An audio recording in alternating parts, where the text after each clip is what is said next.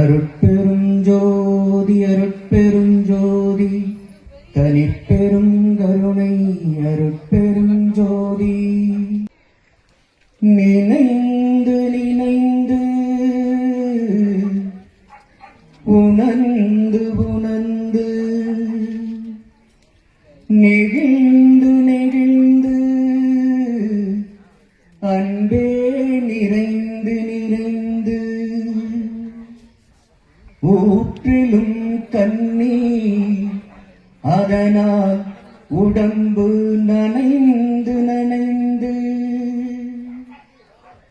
அருளமுதே நன்னிதியே ஞான நடத்தரசே என்னுரிமை நாயகனே என்று வனைந்து வனைந்து ஏற்றிடும் நாம் பம்மின் உலகியலி மரணமிலா பெருவாழ்வில் வாழ்ந்திடலாம் கண்டி புனைந்துரையே பொய் புகழே சத்தியம் சொல்கின்றே பொற்சபையில் சிற்சபையில் புகுந்தருணம் இதுவே.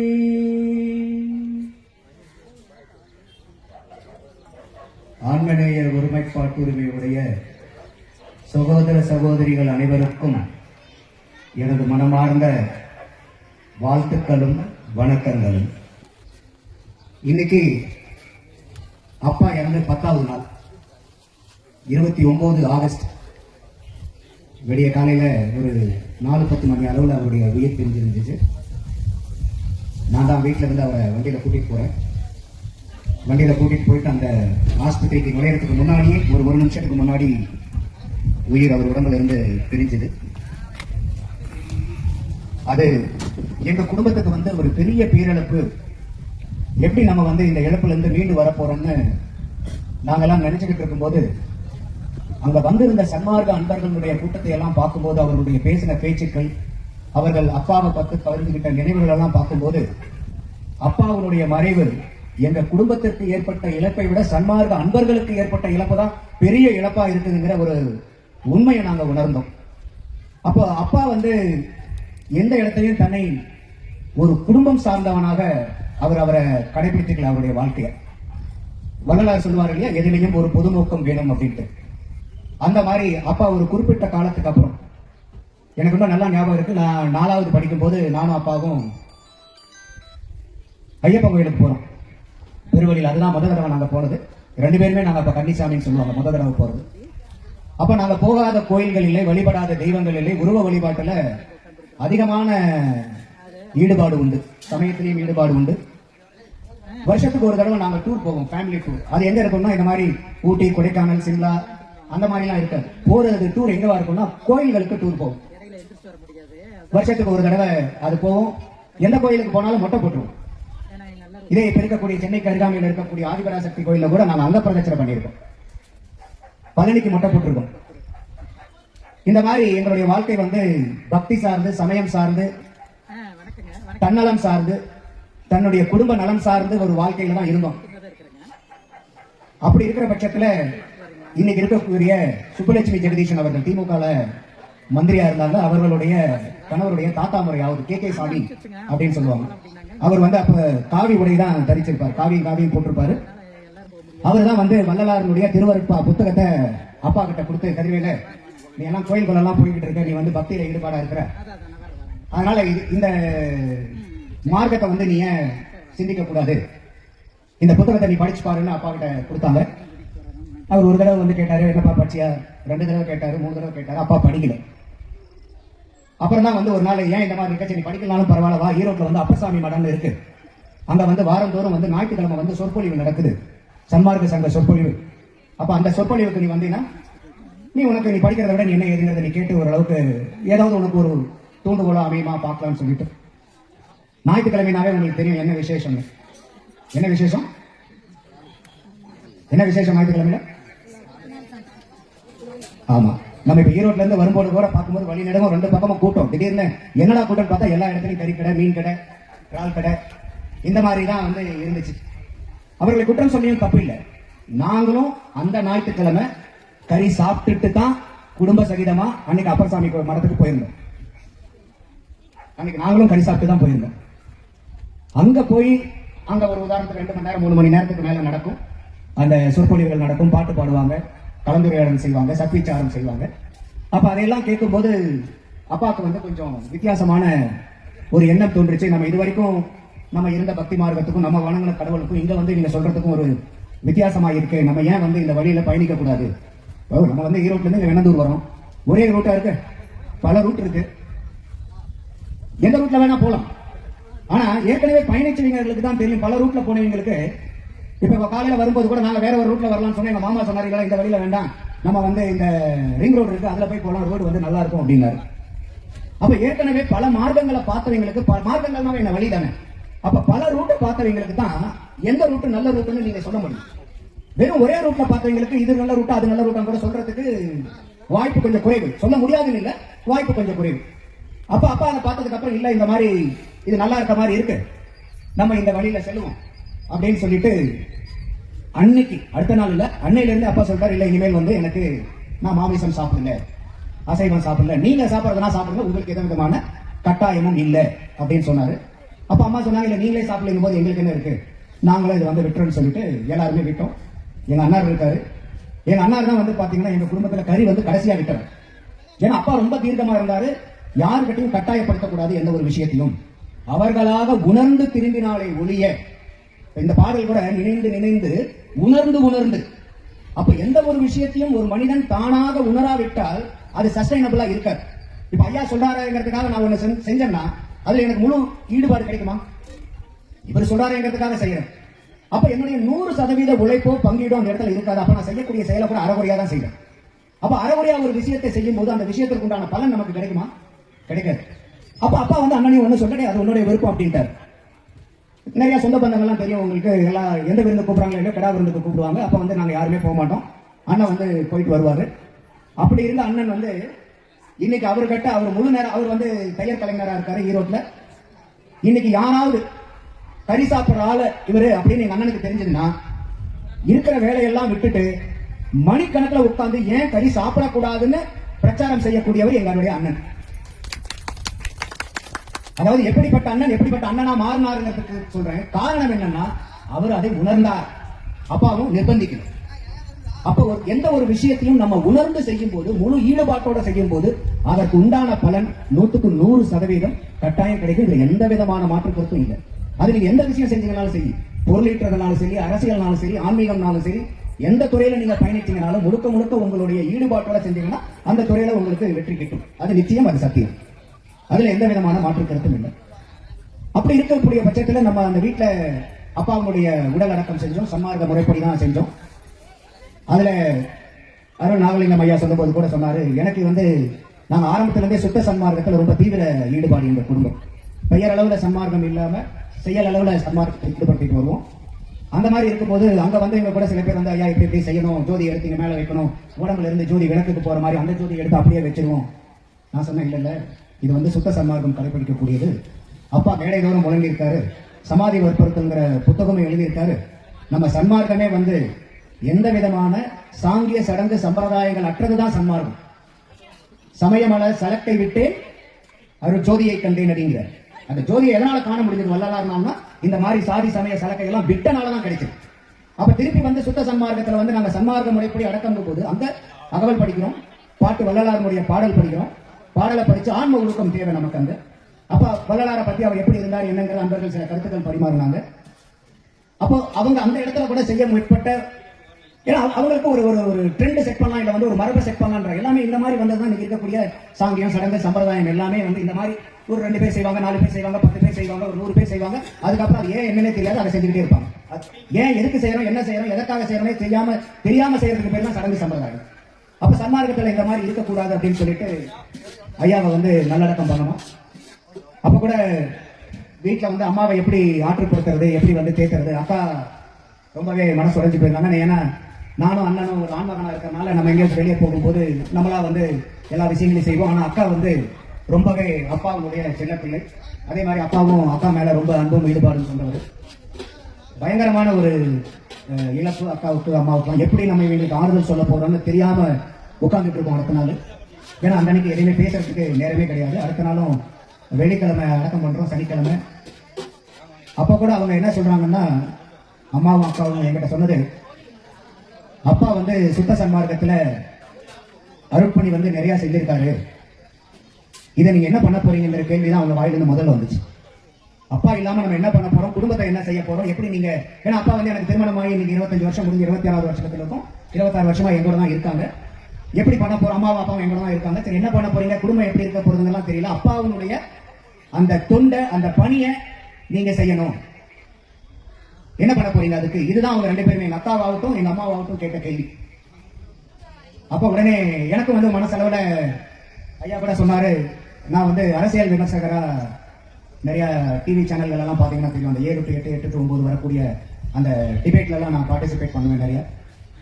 இது வரைக்கும் ஒரு 190 டிபேட் இந்த ஒரு வருஷத்துல பார்ட்டிசிபேட் பண்ணிருக்கேன். ஒரு 485 யூடியூப் வீடியோக்களுக்கு மேல அரசியல் சார்ந்து நிறைய பேசிட்டு இருக்கேன்.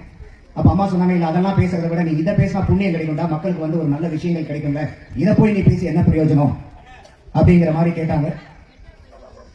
சரி, அது எனக்கு ரொம்ப நியாயமான கேள்வியாகவும் இருந்துச்சு. அப்பதான் ஐயா கந்தசாமி ஐயா வந்து எனக்கு வாட்ஸ்அப்ல இந்த பத்திரிகையை வந்து எனக்கு அனுப்பிச்சிருந்தார். அந்த பத்திரிகை எடுத்து பார்க்கும்போது அப்பா அவருடைய தலைப்பு இருந்துச்சு, இன்ஷியல் மட்டும் அதுல கொஞ்சம் மாத்தி போட்டாங்க. அப்பா பேரு ஈரோடு சி கதிர்வேல், இதுல வந்து ஈரோடு எஸ் போட்டாங்க. சோ அப்ப நானே வந்து அவரு இதுதான் எல்லாத்துலயுமே வந்து ஒரு பாசிட்டிவிட்டியா பாக்குறதுல ஐயா கிட்ட நம்ம அதை கத்துக்கணும். அது சிங்கிறது பிழை இல்ல, அவங்க சரியா தான் போட்டிருக்காங்க, எஸ்ங்கிறது வந்து சன்மார்க்கத்தை குறிக்குதுன்றார் ஐயா. ஆமா, அப்ப வந்து நானே கூப்பிட்டேன், ஐயா இந்த மாதிரி அப்பாவுக்கு வந்து இந்த மாதிரி தலைப்பு கொடுத்திருக்கீங்க, சிற்சபைகள் விளங்குகின்ற தெய்வங்கிற தலைப்பு கொடுத்திருக்கீங்க, நான் பேசலாமா அந்த தலைப்புல. ஏன்னா நான் சன்மார்க்க மேடை இதுதான் எனக்கு 2வது மேடை. இதுக்கு முன்னாடி எல்லிஸ்பேட்டையில ஒரு 5-6 மாசம் இருக்கும்னு நினைக்கிறேன். அப்ப வந்து அங்க சாதி மதம் சமயம் எல்லாம் பொய் அப்படிங்கிற தலைப்புல வந்து பேசியிருந்தேன். இதுதான் எனக்கு 2வது மேடை, சன்மார்க்க மேடை. சன்மார்க்கத்தை படிக்கிறோம் கடைபிடிக்கிறோம் ஒழிய பேச்சளவுல நமக்கு பெருசா ஒரே மேடை அனுபவம் தான் இது 2வது மேடை. இருந்தாலும் பரவாயில்ல, உள்ளுவதெல்லாம் உயர் உள்ளல் அப்படின்னு சொல்லிட்டு கந்தசாமி ஐயா கிட்ட மெசேஜ் தான் போட்டேன், போன்ல கூட கூப்பிடல. ஐயா அப்பா பேசுகிற தலைப்புல நான் பேசலாமா அப்படின்ட்டு. பிரச்சனை இல்லைங்க, நீங்க பேசலாம் அப்படின்னு அவர் போட்டிருந்தாரு.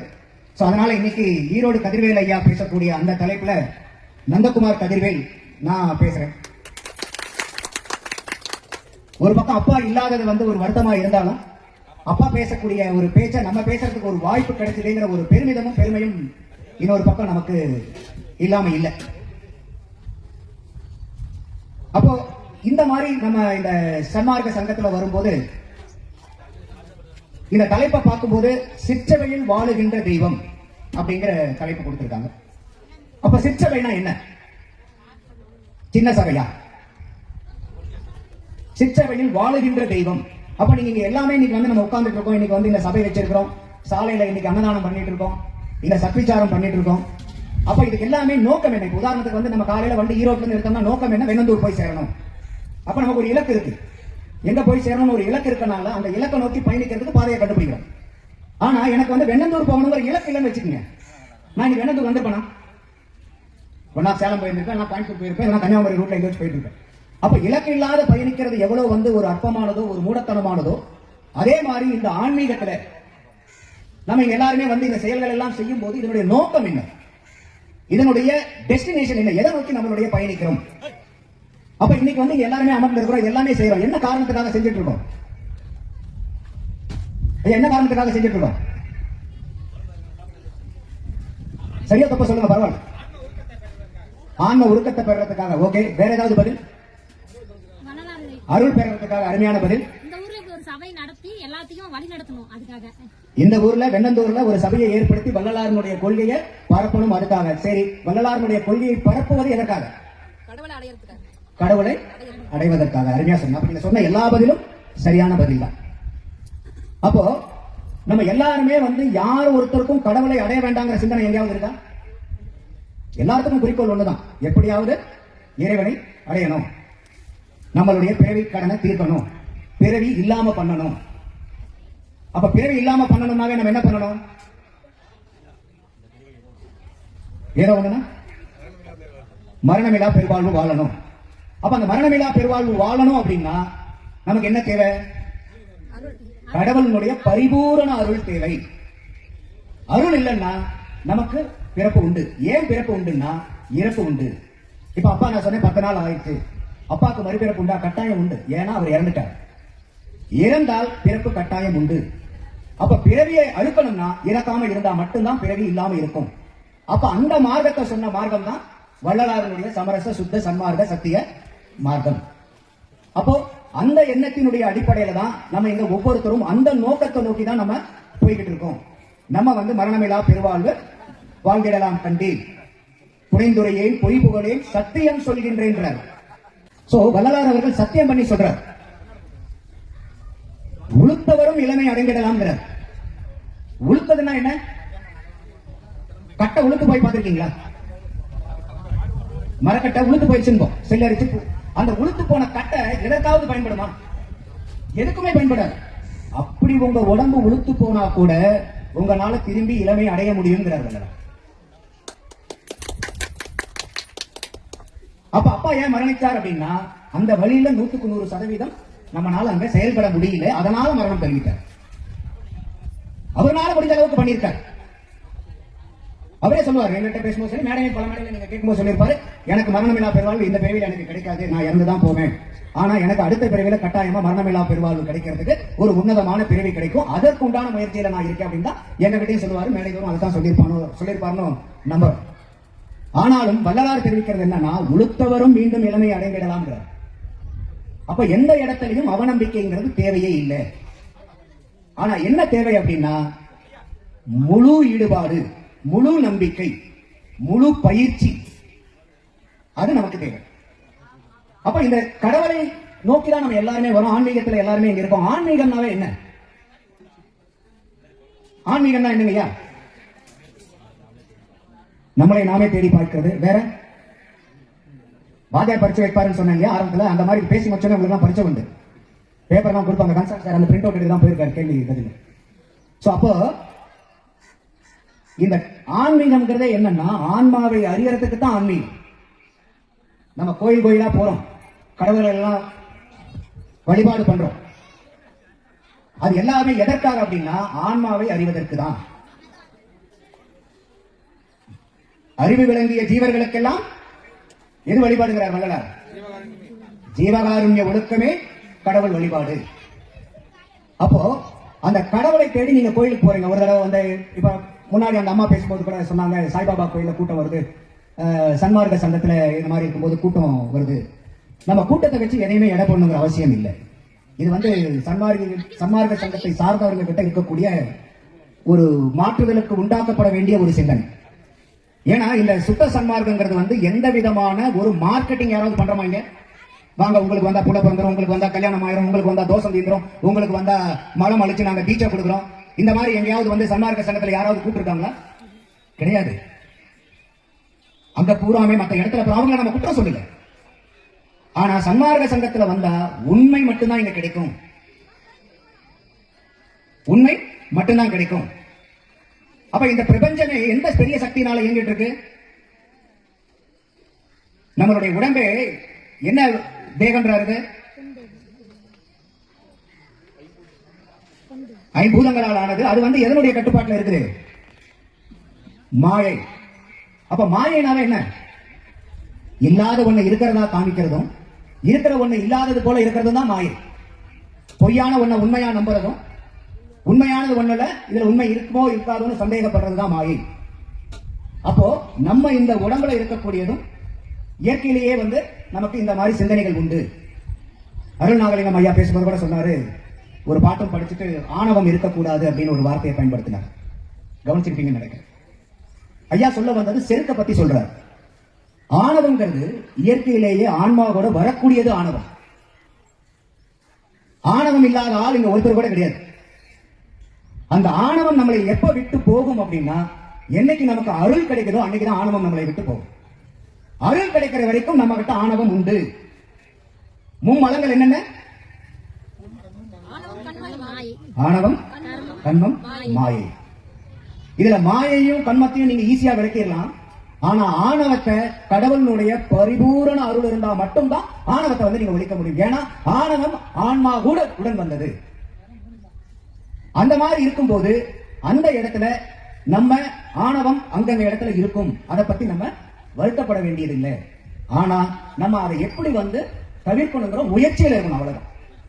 அதுக்காக ஆணவம் உடனே வந்ததுதானே அப்ப நம்ம ஒன்னும் அதை விட ஆணவமா இருக்கலாமா? அது தவறான வழிமுறை.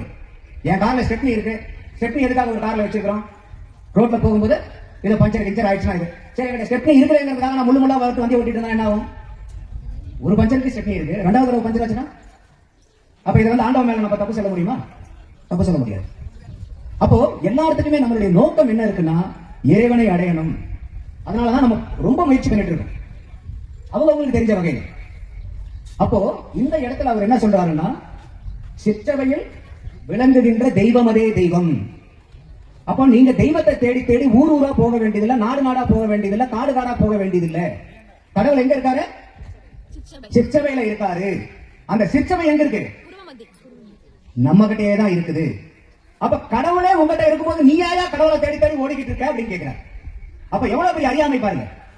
அப்ப இன்னைக்கு கோயிலுக்கு போற எல்லாமே எங்கிட்ட இருக்கக்கூடிய ஒரு பொருள் எங்கிட்ட இருக்குதுன்னே தெரியாம எங்கேயோ ஒரு இடத்துல இருக்குதுன்னு தெரிஞ்சு நினைச்சுக்கிட்டு தொலைவிட்டு இருக்கோம். ஊர் ஊரா, கோயில் கோயிலா, மடம் மடமா, நாடு நாடா போயிட்டு. அப்போ இந்த சிற்றவை அப்படிங்கிறது என்ன அப்படிங்கறத நம்ம புரிஞ்சுக்கணும். இன்னைக்கு எல்லாருமே வடலூர் வருவார் அழைத்து வாடி வடலூர் வடதிசைக்கே வந்தால் பெறலாம் நல்ல வரமேங்கிறாரு.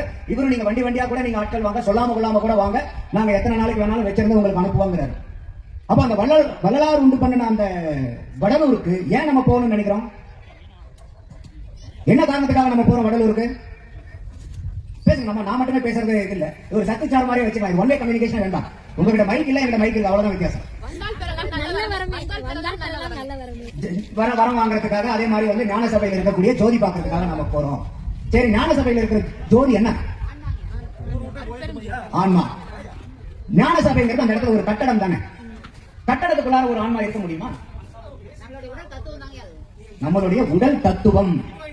அப்போ சத்திய ஞான சபை என்னுள் கண்டனன். நான் பார்த்த ஞான சபையை நீங்க எல்லாரும் உணர்ந்துக்கிறங்கிறதுக்காக அகத்தில் இருந்த ஞான சபையில புறத்துல கட்டுறாரு வடலூர்ல. இப்ப இன்னைக்கு பல பேர் வந்து நம்ம அங்க போய் பார்ப்போம். வடலூர்ல மாசம் மாசம் அப்பா பூசத்துக்கு வருவாங்க, எல்லாருமே அன்பர்கள் நிறைய வருவாங்க. மாச பூசம், ஜோதி எல்லாமே வந்துட்டு அந்த ஜோதியை பார்க்கறதுக்கு முண்டி அடிச்சுட்டு பார்ப்போம். பார்த்துக்கமா இல்லையா? நானும் பார்த்திருக்கேன். எட்டு எட்டு எட்டு எட்டு அது ரொம்ப நேரம் காமிப்பாங்க. மத்த ஊர் மாதிரிலாம் இல்ல, பதட்டமே பட வேண்டியதில்லை. சும்மா நீங்க நின்றுட்டீங்கன்னா போதும், புரியுங்களா? தூக்க கூட வேண்டியதில்லை. சும்மா நின்றுட்டீங்கன்னா முன்னாடி இருக்கிற ஆளு தூக்கி தூக்கி தூக்கி தூக்கி ஓஞ்சி போய் நின்றுவான். உங்களுக்கு ஈஸியா ஜோதி தெரியும். இன்னைக்கு வரைக்கும் வடலூர் போயிட்டு வந்து யாரும் ஜோதி பார்க்கலன்னு சொன்ன ஆட்களை எனக்கு தெரிஞ்சு இன்னைக்கு வரைக்கும் நான் சந்திக்கல. ஏன் எந்த இடத்துல நின்று நீங்க எப்படி பாத்தீங்கன்னாலும் அந்த ஜோதி தெரியும். ஆனா அங்க இருக்கக்கூடிய அந்த புற ஜோதியை பார்க்கறதுக்கு முண்டி அடிச்சுட்டு நம்ம அங்க போய் நின்றுட்டு இருக்கோம். வேலை வெட்டியை விட்டுட்டு போறோம், வீட்டுல இருக்கக்கூடிய மனைவியை விட்டுட்டு போறோம், கணவனை விட்டுட்டு போறோம், குழந்தையை விட்டுட்டு போறோம், தொழிலை விட்டுட்டு போறோம், உற்றார் உறவினர் எல்லாத்தையும் விட்டுட்டு போறோம். எவ்வளவு முக்கியமான பிரச்சனை இருந்தாலும் போறோம் புறத்தில் இருக்கக்கூடிய ஜோதியை பார்க்கறதுக்கு. அதுக்கு ஒரு நாளோ 10 மணி நேரமோ இல்ல 2 நாளோ செலவு பண்றோம். ஆனா அகத்தில் இருக்கக்கூடிய ஜோதியை பார்க்கறதுக்கு நம்ம எத்தனை மணி நேரம் செலவு பண்றோம்? முயற்சி பண்றோமா? நமக்கு அந்த சிந்தனை வருதா? ஞான சபையில் இருக்க உள்ளார இருக்கக்கூடிய ஜோதி தான் எங்கிட்டையும் இருக்கு. கோயில் இப்ப அம்மா சொன்னாங்க, ஞான சபை வந்து வள்ளலார் பார்த்த அந்த சத்திய ஞான சபை அகத்துல பார்த்ததை புறத்துல வச்சிருக்காரு. இதேதான் அனைத்து கோயில்களுமே. கோயில்கள் பூராமே அது எதனுடைய வடிவம்? தத்துவங்கள். அந்த தத்துவங்கள் எத்தனை தத்துவங்கள் வள்ளலார் சொல்றாரு? 96 தத்துவங்கள் சொல்றாரு. சூரியனுக்கு எத்தனை தத்துவங்கள்? 16 தத்துவங்கள். அந்த 16 தத்துவத்துல சந்திரனுக்கு 4 கடன் கொடுத்துருது. சந்திரனுக்கும் 16 தத்துவங்கள் இருக்கு.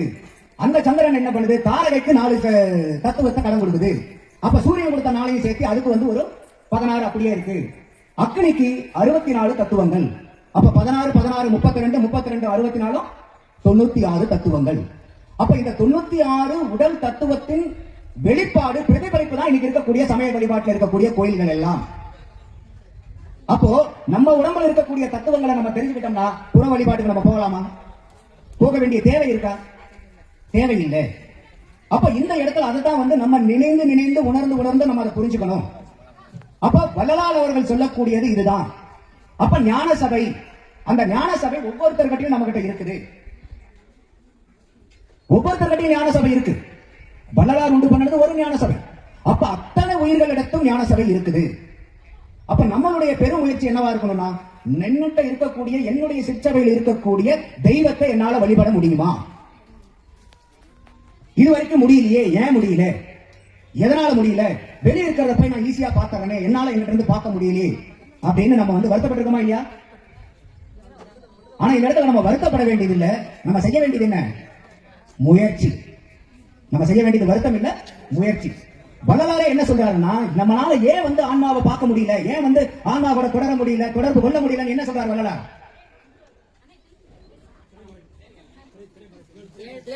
7 திரை மறைஞ்சிருக்கு. அதனாலதான் நீங்க அந்த வடலூர்ல போகும்போது ஜோதி தரிசனம் பார்க்கும்போது கூட அந்த 7 திரையை நீக்கி ஜோதி காமிப்பாங்க. ஆனா இந்த ஜோதி வழிபாடு வள்ளலார் சொன்ன நெறிமுறை அல்ல. அவர் அங்க புறத்துல வச்ச ஜோதிக்கு நீங்க 7 திரைகளை போட்டு 7 திரைகளை நீக்கி காமிங்கிறதெல்லாம் சத்திய ஞான சபை விளக்கத்துல அது கொடுக்கல. வாய்ப்புறதுக்கு முன்னாடி நீங்க ஒரு தகர விளக்குல ஜோதி வைங்க. அந்த ஜோதியில இருக்கிறத நீங்க பாவீங்க. ஒரு 12 வயசுக்குள்ளாக 72 வயசுக்கு மேல இருக்கக்கூடிய நபர்களை வச்சு அவர்கள் இச்சையற்றவர்களாக, ஆசையற்றவர்களாக, நன்மார்க்கற்றவர்களாக அங்க இருக்கணும். 4 நாளைக்கு ஒரு தடவை தூசு கீடு பட்டிருந்தா அதை நீங்க உள்ளார போகும்போது காலில் துணியை கட்டிக்கிட்டு மண்டி போட்டு போய் அதை இருக்கிறத நீங்க சுத்தம் செய்யுங்க. இதுதான் வள்ளலார் எழுதி வச்சிருக்கக்கூடிய ஞான சபையினுடைய விளக்கம். ஆனா இன்னைக்கு நம்மள மாதிரி ஆட்களுக்காக புரியணுங்கிறதுக்காக அவங்க 7 திரைகளை போட்டாங்க. அப்போ நம்ம ஒவ்வொரு ஆன்மாவும் நம்ம எல்லாருமே முயற்சி பண்றோம். சில நேரத்தில் சொல்லுவோம், என்ன தப்பு பண்ணனே தெரியல, தண்டனை வருது, நான் ஒண்ணுமே பண்ணலங்க, தண்டனை வருதுன்னு பேசிருக்கமா இல்லையா? மனசுல நினைச்சிருக்கமா இல்லையா? ஏன் என்னை மட்டும் ஆண்டவர் இப்படி எல்லாம் சோதிக்கிறான்? இந்த டைலாக் சொல்லாத யாராவது இருக்கீங்களா அந்த கூட்டத்தில்? நான் சொல்லியிருக்கேன், என்னை மட்டும் ஆண்டவன் இப்படி எல்லாம் சோதிக்கிறான் அப்படின்னு. ஆண்டவனுடைய வேலை சோதிக்கிறது இல்லை. ஆண்டவனுடைய வேலை என்னது? ஆண்டவருடைய வேலை அருள் கொடுக்கிறது மட்டும்தான். சோ ஆண்டவருடைய ஒரே எண்ணம் என்னன்னா, அம்மா கூட சொன்னாங்க இல்லையா, எங்கெங்கு இருந்து உயிர் ஏதேது வேண்டினும் அங்கங்கு இருந்து அருள் அருட்பெரும் ஜோதி. அப்ப இறைவனுடைய ஒரே பணி என்னன்னா, மக்களுக்கு வேண்டவர்களுக்கு அருள் கொடுக்கிறது தான். அப்போ நமக்கு நடக்கக்கூடிய கஷ்டங்கள் இறைவனால வந்தது அல்ல. அப்ப அந்த கஷ்டத்தை யார் கொடுத்தா? பக்கத்து வீட்டுக்காரா? நம்ம அப்ப என்னதான் சொல்லிருக்கோமா, என் பொண்டாட்டி சரியில்லைங்க, எனக்கு மட்டும் ஒரு நல்ல மனைவி வாய்ச்சிருந்தா நான் இருக்க வேண்டிய இடமே வேற. அதே மாதிரி மனைவி கிட்ட கேட்கும்போது சொல்லுவாங்க, என்ன பண்றதுங்க, இவர்கிட்ட வாக்கப்பட்டுட்டு நான் படாத பாடுபட்டு இருக்கேன். ஊர்ல பாருங்க எத்தனையோ புள்ள குட்டிகள்லாம் நல்ல நல்ல பிள்ளைங்களா இருக்கு. நான் பெற்று வச்சிருக்கிற பிள்ளைங்களை பாருங்க, எத்தனையோ பேர் அப்பா அம்மா யார் யாருக்கும் எப்படி எப்படி இருக்காங்க. எனக்கு பாருங்க அப்பா அம்மா இப்படி இருக்காங்க. அப்ப இத்தனை ஆண்டு காலமாக நம்ம யாரை பழி சொல்லிட்டு இருக்கோம்? நம்மளுடைய அனைத்து கஷ்டங்களுக்கும் நம்ம அடுத்தவர்கள் மேலேயே பழி போட்டு வாழ்ந்து கட்டுட்டோம். அப்போ எங்கேயாவது நமக்கு ஏற்படக்கூடிய கஷ்டத்துக்கு அடுத்தவங்க பொறுப்பாளியா? இப்ப நம்ம ஒரு நடந்து போறோம், காலில முள்ளு ஏறிடுச்சு, உடனே நம்ம என்ன சொல்லுவோம்? முள்ளு, நீ போய் கால் அந்த முள்ளு மேல வச்சியா, இல்ல அந்த முள்ளு கால் எங்கெல்லாம் வருதுன்னு அடியில நெட்டு நின்னுச்சா? அப்போ ஒரு சாதாரண முள்ளு குத்துறதுல கூட நம்ம பணியை யார் மேல போடுறோம்? நான் கண்மூடிக்கிட்டு போனதை பத்தி எனக்கு கவலை இல்லை, ஆனா முள்ளு என்னை குத்திருச்சு. ரோட்ல வந்துட்டு இருப்போம், வெண்ணந்தூர் போயிடுச்சா அப்படின்போம். வெண்ணந்தூர் உண்டான காலத்துல இருந்து அங்கேயே தான் இருக்கு. வெண்ணந்தூர் எங்கேயும் அப்படியே தான் இருக்கு. நம்ம வெண்ணந்தூரை கடந்து வந்துட்டோம், நான் கவனிக்கல, கடந்து வந்துட்டேன்.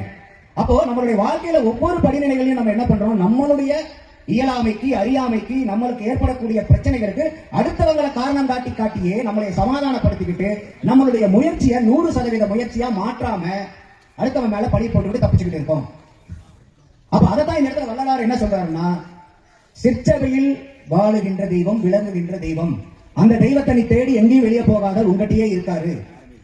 அப்ப அந்த ஞான சபையை நீ வடலூர் கூட போய் பார்க்க வேண்டாம் போ. ஏன்னா அது வள்ளலார் வாழ்ந்த இடம், அவர் பயணித்த இடங்கள், நல்ல சிந்தனையாளர்கள். இப்ப நம்ம வரோம், இப்ப இதே நான் நேரம் வீட்டுல ஞாயிற்றுக்கிழமை உட்காந்துருந்தேன்னா ஏதோ ஒரு சேனல்ல போட்டிருப்பாங்க, எங்கேயோ ஒன்று போயிட்டு அரசியல் பேசிட்டு இருந்திருப்பேன். என்னுடைய அனாலிசிஸ் அரசியல் 2026 யார் வருவாங்க, எவ்வளவு வாக்கு எடுப்பாங்கன்றத பத்தி பேசிட்டு இருந்திருப்பேன். அப்போ இந்த இடத்துல வெண்ணந்தூர் வந்தனால எனக்கு இந்த சன்மார்க்கத்தை பத்தி பேசக்கூடிய ஒரு வாய்ப்பு. அப்ப அந்த இடத்தை நான் மாற்றும் போது என்னுடைய சூழ்நிலைகள் எனக்கு மாறுது. சூழ்நிலை மாறும் போது என்னுடைய சிந்தனையும் மாறுது, செயல்பாடும் மாறுது, பேச்சும் மாறுது. அதற்காக வடலூர் போறோம். அப்ப அங்க போகும்போது அத்தனை சன்மார்க்கர்கள் வருவாங்க.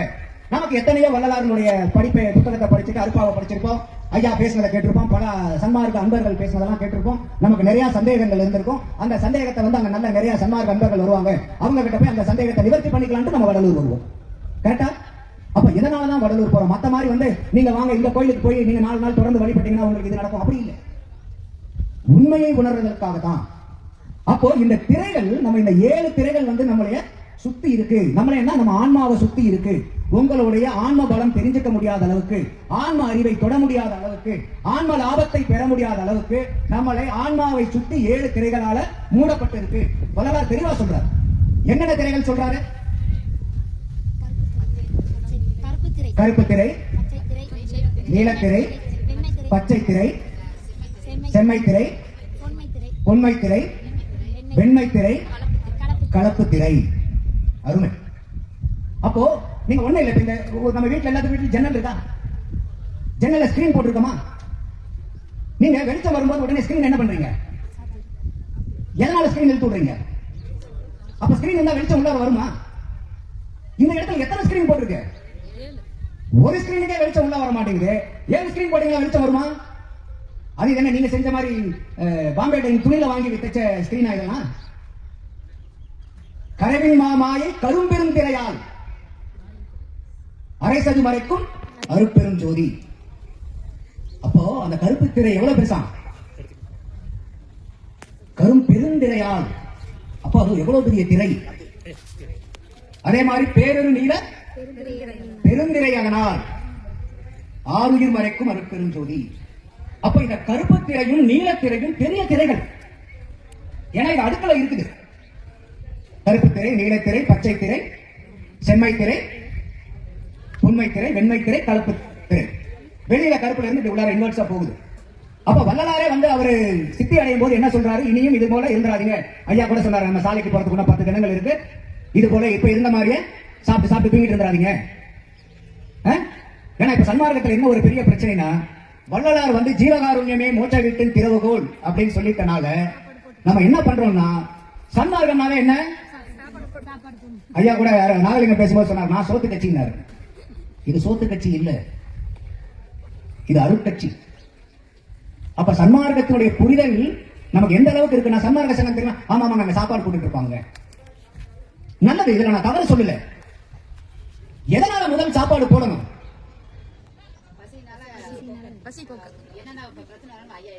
அப்போ பசியின் அவஸ்தைகள்னு சொல்லிட்டு எழுத படிக்கும் போது அந்த மாதிரி தமிழ வந்து யாருமே வந்து வள்ளலார் எழுதுன மாதிரி எழுதிருக்க முடியாது. அவர் கையாண்ட மாதிரி தமிழ. ஐயா கூட வந்து தமிழ் பத்தி பேசினார். வள்ளலார் நன்றி சொல்றாரு. எதுக்கு நன்றி சொல்றாரு? தமிழ் மொழியில என்னை படைப்பித்த இறைவா உனக்கு நன்றிங்கிறார். ஏன்னா இன்னைக்கு இறைவனை புரிந்திக்க கூடியது எந்த மொழியில வேணாலும் புரிஞ்சுக்கலாம். அதனால ஆங்கிலம் தெரிஞ்சவனுக்கு, ரஷ்யன் பேசுறவனுக்கு, இட்டாலி பேசுறவனுக்கு இறைவனை அடைய முடியாதா? இல்ல. ஆனா நான் சொன்னேன், பல வழிகள் இருக்கு. ஆனா இலகுவான வழிமுறை இருக்குல்ல. அந்த மாதிரி இன்னைக்கு இறைவனை புரிஞ்சுக்கிறதுக்கு, இறைவனை தெரிஞ்சுக்கிறதுக்கு, இறைவனை அறிந்து அம்மயமாதவங்களுக்கு தமிழ் மொழி போல எளிதான ஒரு மொழி உலகத்திலேயே கிடையாதுங்கிறார் வள்ளலார். எனக்கு நான் சொல்லல, இதை வள்ளலார் சொல்றாரு. ஏன்னா நான் சொல்ல முடியாது. இதை ஏன் நான் சொல்ல முடியாது? எனக்கு ரஷ்யன் மொழி தெரியாது. அது தெரிஞ்சிருந்தா தானே இது தமிழை நான் கம்பேர் பண்ணி சொல்ல முடியும். வள்ளலார் பேர்பட்டவர்.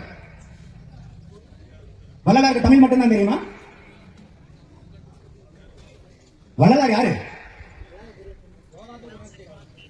இறைவனோடு ஒன்றரை கலந்தவர். இறைவன் மயம் அறிந்து அம்மயமானவர். அப்ப இறைவனோட ஒன்றரை கலந்துட்டாருனாவே வள்ளலார் இப்ப யாரா இருக்காரு? இறைவனாக இருக்காரு. அப்ப இறைவனுக்கு வந்து இது தெரியும் இது தெரியாதுன்னு ஏதாவது இருக்கா? அப்போ அந்த வள்ளலார் சொல்லக்கூடியது சத்தியமான வார்த்தையா தான் இருக்கும். நான் சொன்னா அது பொய். வள்ளலார் சொல்றது அது சத்தியம். தமிழ் மொழியில எத்தனை எழுத்துக்கள் இருக்கு? வகை எழுத்துக்கள் மட்டும் சொல்லுங்க, எவ்வளவு சொல்ல வேண்டாம். உயிரெழுத்து, மெய்யெழுத்து, உயிர்மை எழுத்து, ஐயா சொன்ன மாதிரி ஆயுத எழுத்து. வேற எந்த மொழியாவது உயிர் எழுத்து எங்கேயாவது வச்சிருக்காங்களா? மெய் எழுத்துங்கிறது, உயிர் மெய்ங்கிறது. அப்போ உயிரை விளக்கக்கூடியதுக்குன்னு எழுத்துக்கள் இருக்கு. மெய் இந்த உடம்பை உணர்த்தக்கூடியதுக்கு எழுத்துக்கள் இருக்கு. அப்ப எங்கேயாவது வந்து இந்த உயிரெழுத்தும் மெய்யெழுத்தும் தனியா ஒரு மெய்யா இருக்க முடியுமா? மெய்யெழுத்தை நீங்க எங்கேயாவது தனியா பயன்படுத்த முடியுமா? அப்போ உயிர் இல்லாம மெய் இல்ல, மெய் இல்லாம உயிர் இல்ல. அதனாலதான் தமிழ்ல இன்னொன்னு என்ன வச்சா, உயிர்மை எழுத்துக்கள் வச்சான். நல்லா யோசிச்சு பாருங்க. வள்ளலார் சொன்னதுடைய வள்ளலார் சொன்னதுக்கு ஓகேப்பா, வள்ளலார் சொல்லிட்டாரு, தலைவர் சொல்லிட்டாரு, ஆமா yes sir yes sir 3 bags full. No, எப்பொருள் யார் யார் வாய் கேட்பினும் அப்பொருள் மெய்ப்பொருள் காண்பது அறிவு. வள்ளலாரே சொல்லியிருந்தாலும் அதனுடைய மெய்ப்பொருளை நம்ம தெரிஞ்சுக்கணும். அதுக்காக தான் என்ன பண்ண சொல்றாரு? நம்மளைய சக்திச்சாரம் பண்ண சொல்றாரு. அப்போ இந்த தமிழ் மொழியில நம்ம இன்னைக்கு படைக்கப்பட்டிருக்கக்கூடியதுக்கு நம்ம ஒவ்வொருத்தரும் இறைவனுக்கு நன்றி சொல்லணும். அந்த மாதிரி ஒரு உன்னதமான தெய்வ சக்தியுடைய மொழியில, தெய்வத்தை புரிஞ்சுக்கக்கூடிய மொழியில, தெய்வத்தை சுலபமா அடைஞ்சிக்கக்கூடிய வழிய நம்ம புரிஞ்சுக்கிறதுக்கு உண்டான மொழி தான் தமிழ் மொழி. இப்ப மற்ற மொழியெல்லாம் வந்து கம்யூனிகேஷன் லாங்குவேஜ், ஒருத்தர் கூட ஒருத்தர் தொடர்பு கொள்றதுக்கு உண்டான மொழி. ஆனா தமிழ் மொழி மட்டும்தான் இறைவனோட தொடர்பு கொள்றதுக்கு உண்டான மொழி. நான் கந்தசாமி ஐயா கூட பேசுறதுக்கு இல்ல, சரவணன் கூட பேசுறதுக்கு இல்ல, யார் கூட பேசுறதுக்கு? இறைவனோட பேசுறதுக்கு, இறைவனை தொடர்பு கொள்றதுக்கான மொழி தமிழ் மொழி. அப்பேற்பட்ட தமிழ் மொழியில நம்ம இன்னைக்கு பிறந்திருக்கும் போது வேற யாருக்கும் இந்த வாய்ப்பு கிடைக்கிறத விட நமக்கு சுலபமா இறைவனை புரிஞ்சுக்க முடியும், இறைவனுடைய தகுதியை அறிஞ்சிக்க முடியும், இறைவனை உணர முடியும், இறைவன் வழி செல்ல முடியும், அந்த இடத்தை அடைய முடியும். அப்ப இந்த இடத்துல நம்ம கிட்ட இருக்கக்கூடிய ஆன்மா, இப்ப கடவுள்னு சொல்றோம் இல்லையா, கடவுள்னா என்ன?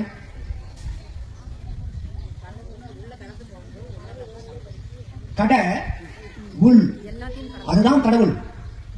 அப்போ அந்த காலத்திலே சொன்னவங்க என்ன சொல்றாங்கன்னா, டே உன்னை கடவுளை பார்க்கணும், நீ உன்னை பார். ஆனா நம்ம அதை விட்டுட்டு கடவுள் எங்க இருக்காருன்னு சொல்லிட்டு ஏதோ ஒரு பாட்டு வரும் இல்லையா, இருக்கும் இடத்தை விட்டு இல்லாத இடம் தேடி அலைகின்ற ஞான பித்தர்களேன்னு வரும். அப்ப நம்ம எல்லாம் யாரு? பைத்தியக்காரங்க. நம்ம சில நேரத்தில் செய்வோம், பாக்கெட்ல வண்டி சாவி வச்சிருப்போம். வண்டி சாவி என்ன வச்சுட்டாலும் மூணு புறம் தொலாவி பொட்டாட்டிய பிரச்சனை பண்ணிவிட்டு பையன்களை 4 திட்டு இது எனக்கு அடிக்கடி நடக்கும். கடைசியில பார்த்தனே வயசுல முதல்ல நீங்க உங்களை செக் பண்ணுங்க, உங்க பையில பாருங்க, பேக்ல இருந்து இருக்கான்னு பாருங்க. அப்படி இல்லன்னா நீங்க கேளுங்க, செக் பண்ணி பார்ப்போம், அப்படியே இருக்கும்.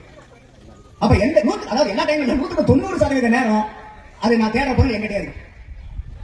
அப்போ இதைத்தான் நம்ம வந்து யதார்த்தமாய் ஆன்மீகத்திலையும் இதையே தான் பண்ணிக்கிட்டு இருக்கோம். நம்ம கிட்ட இருக்கக்கூடிய இறைவனை உணராமல், கடவுளை உணராமல், உள்ளே கடந்து செல்லாமல், நம்மளுடைய ஆன்மா கூட நம்ம தொடர்பு ஏற்படுத்திக்காம கடவுள் எங்கேயோ இருக்காருன்னு இல்லாத இடத்தை பூரா தேடிட்டு இருக்கோம்.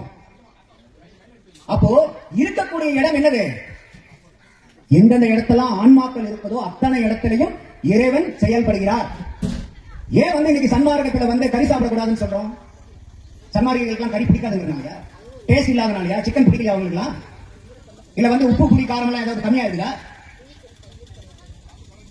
எதனால சன்மார்க்கிகள் வந்து சன்மார்க்கத்தை, ஏன்னா சன்மார்க்கம் நம்ம சொல்லக்கூடாது. ஏன் சொல்லக்கூடாது? நம்மளை சன்மார்க்கின நம்மளா சன்மார்க்கிகளா? சந்தேகம் வந்துச்சு அவங்க இல்ல, நம்மளா சன்மார்க்கிகளான்னு கேக்குறேன். வள்ளலார் என்ன சொல்றாரு? சன்மார்க்கினா யாருங்கிறாரு? சாகாதவனே சன்மார்க்கி. சாகாதவனே சன்மார்க்கி.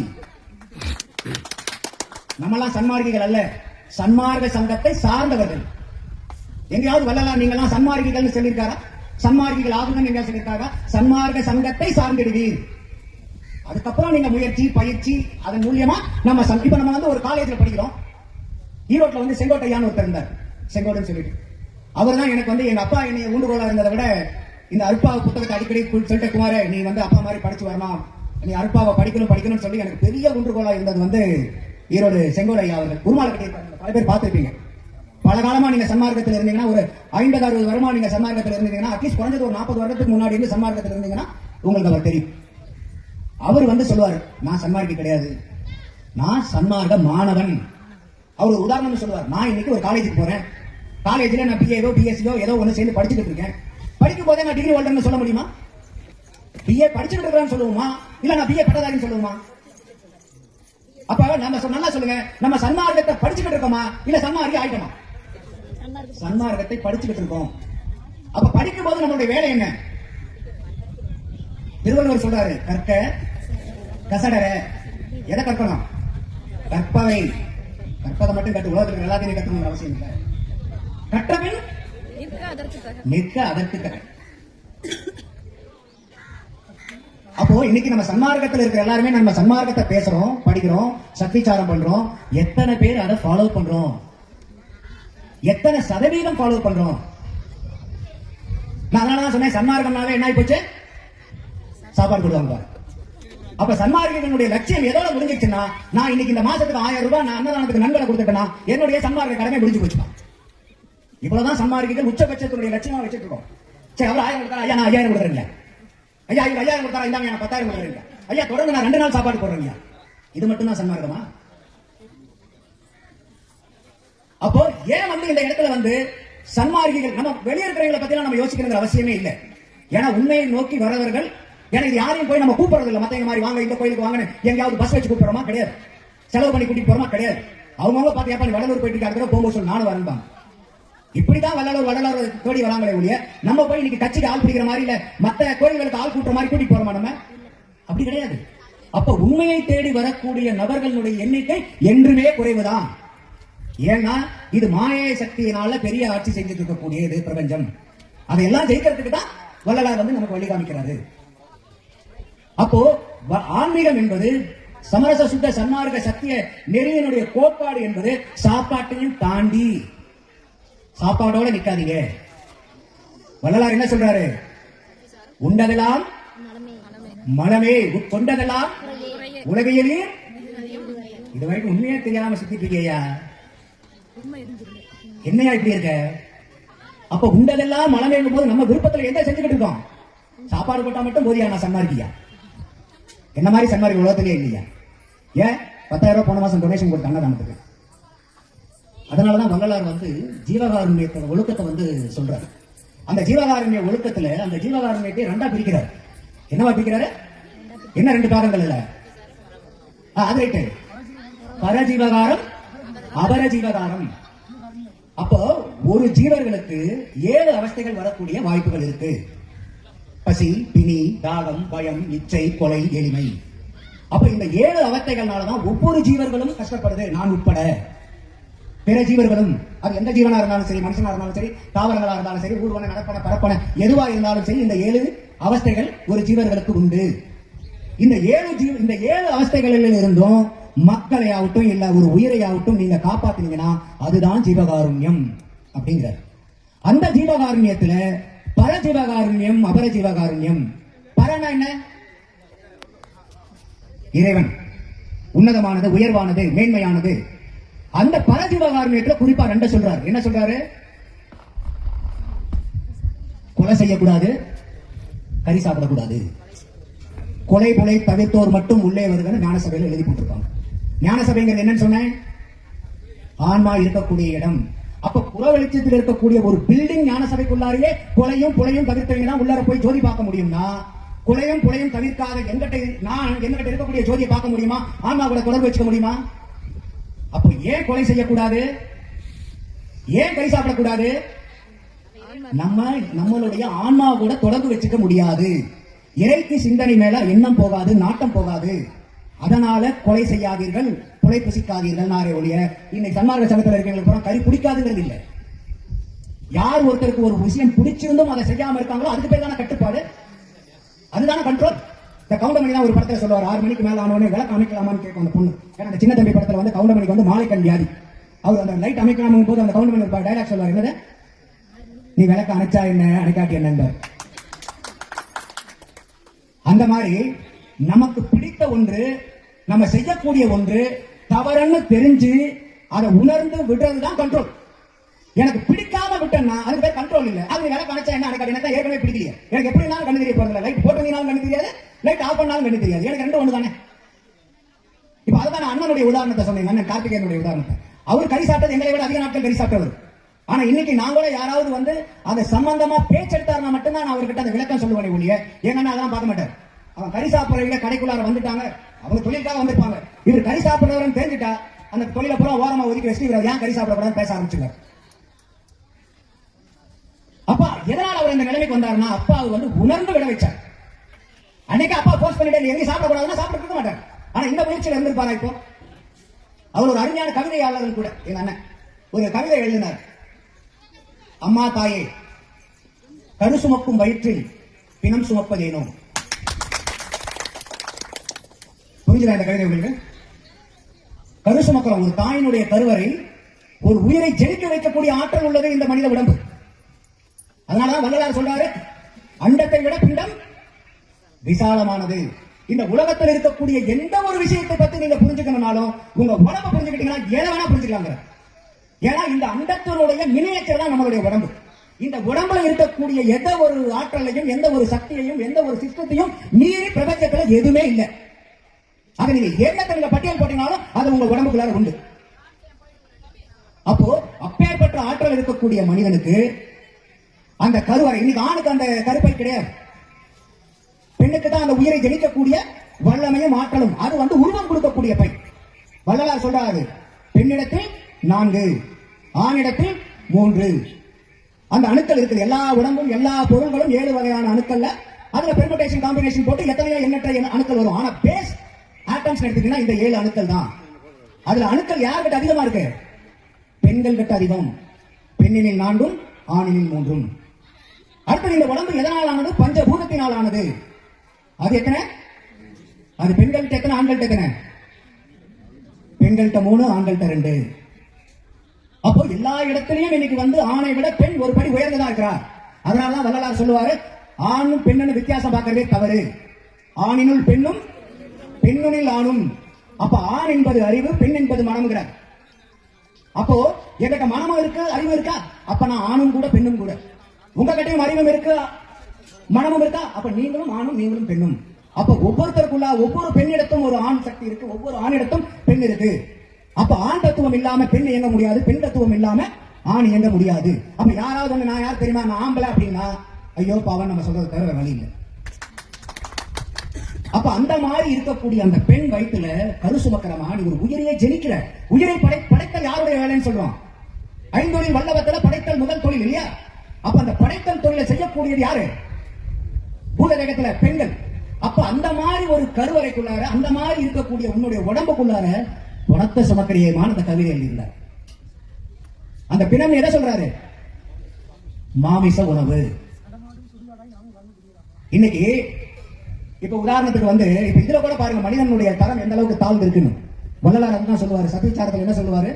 சத்தியச்சாரம் எப்படி பண்ணணும் பாரு. நம்முடைய தரம் எவ்வளவு தாழ்ந்த தரம் என்றும் இறைவனுடைய தரம் எந்த அளவுக்கு உயர்ந்த தரம் என்றும் எண்ணி எண்ணி நீங்க சத்தியச்சாரம் பண்ணுங்க. அப்ப நம்ம எவ்வளவு, அதாவது வள்ளலார என்ன சொல்றாரு? நாயினும் ஈயினும் யாரு யாரு சொல்றது?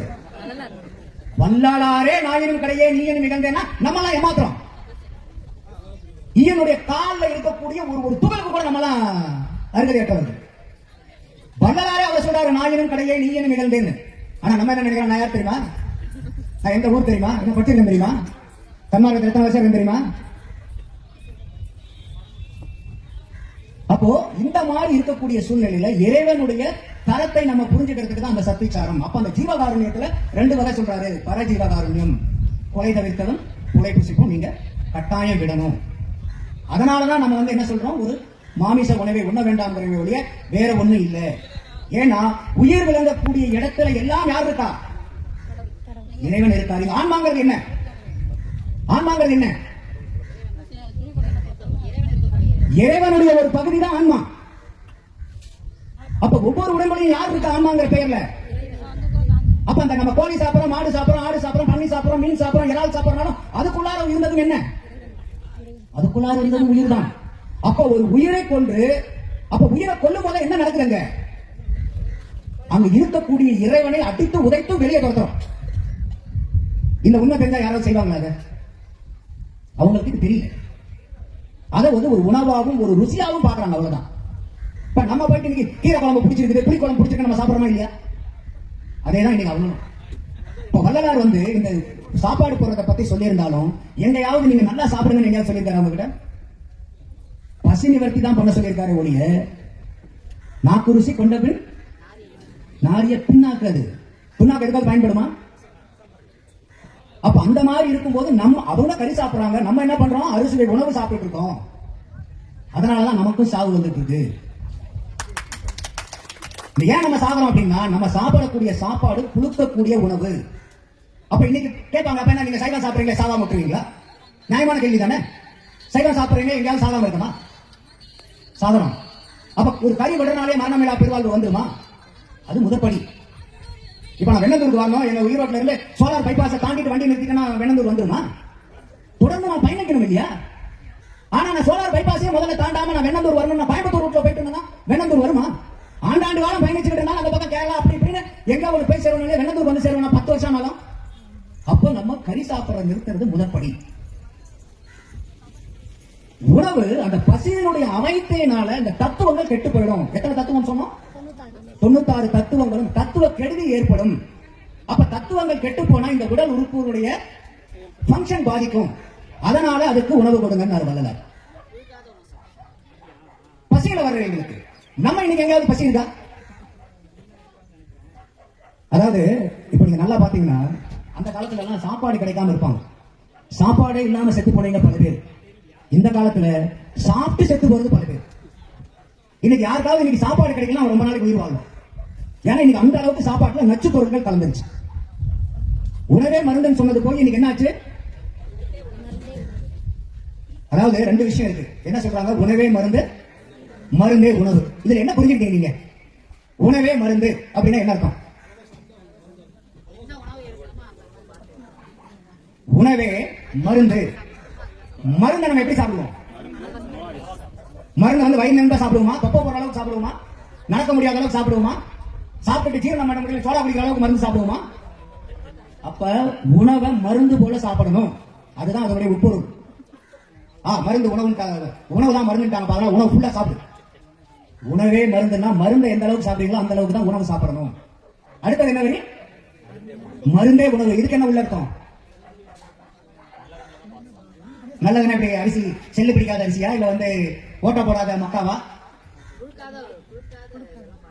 மருந்தே உணவு அப்படின்னா நீங்க சாப்பிடக்கூடியதுல எதுல எல்லாம் மருத்துவ குணம் இல்லையோ அது கூட உணவு அல்ல. அப்போ இந்த உணவே மருந்து, மருந்தே உணவுங்கிறது என்னன்னா உணவு எப்படி இருக்கணும், எப்படி இருக்கக்கூடாது, மருந்து எப்படி இருக்கணுங்கிறது விளக்குறது தான் இந்த டைலாக். அப்ப நான் இன்னைக்கு வந்து ஒண்ணு சாப்பிடுறேன், அதனால எனக்கு ஏதாவது வந்து ஒரு மருத்துவ குணம் இருக்குதா? இப்போ நான் ஒரு டீ சாப்பிடுறேன், இந்த டீ சாப்பிடறதுல மருத்துவ குணம் இருக்கா? இல்லைன்னா அது உணவு இல்லை. நான் இப்போ ஒரு பாயாசம் சாப்பிடுறேன், இதுல மருத்துவ குணம் இருக்கா? இருந்துச்சுன்னா உணவு, இல்லைன்னா உணவு இல்லை. அப்படி நீங்க சிந்திச்சு உணவு எதுன்னு நீங்க கண்டுபிடிக்கிறதுக்கு தான் அந்த வழி, அந்த வரி. மருந்தே உணவு. அப்ப மருத்துவ குணம் இல்லாத எதை ஒன்றையும் நீங்க சாப்பிட்டீங்கன்னா நமக்கு சாவு நிச்சயம். ஏன்னா மருந்து உயிரை காக்க உதவும். புரியுதா? தூக்கம் வருதா இருக்காது இல்ல பசிக்கிற இடத்துல சாப்பாடு பத்தி பேசுறாங்க.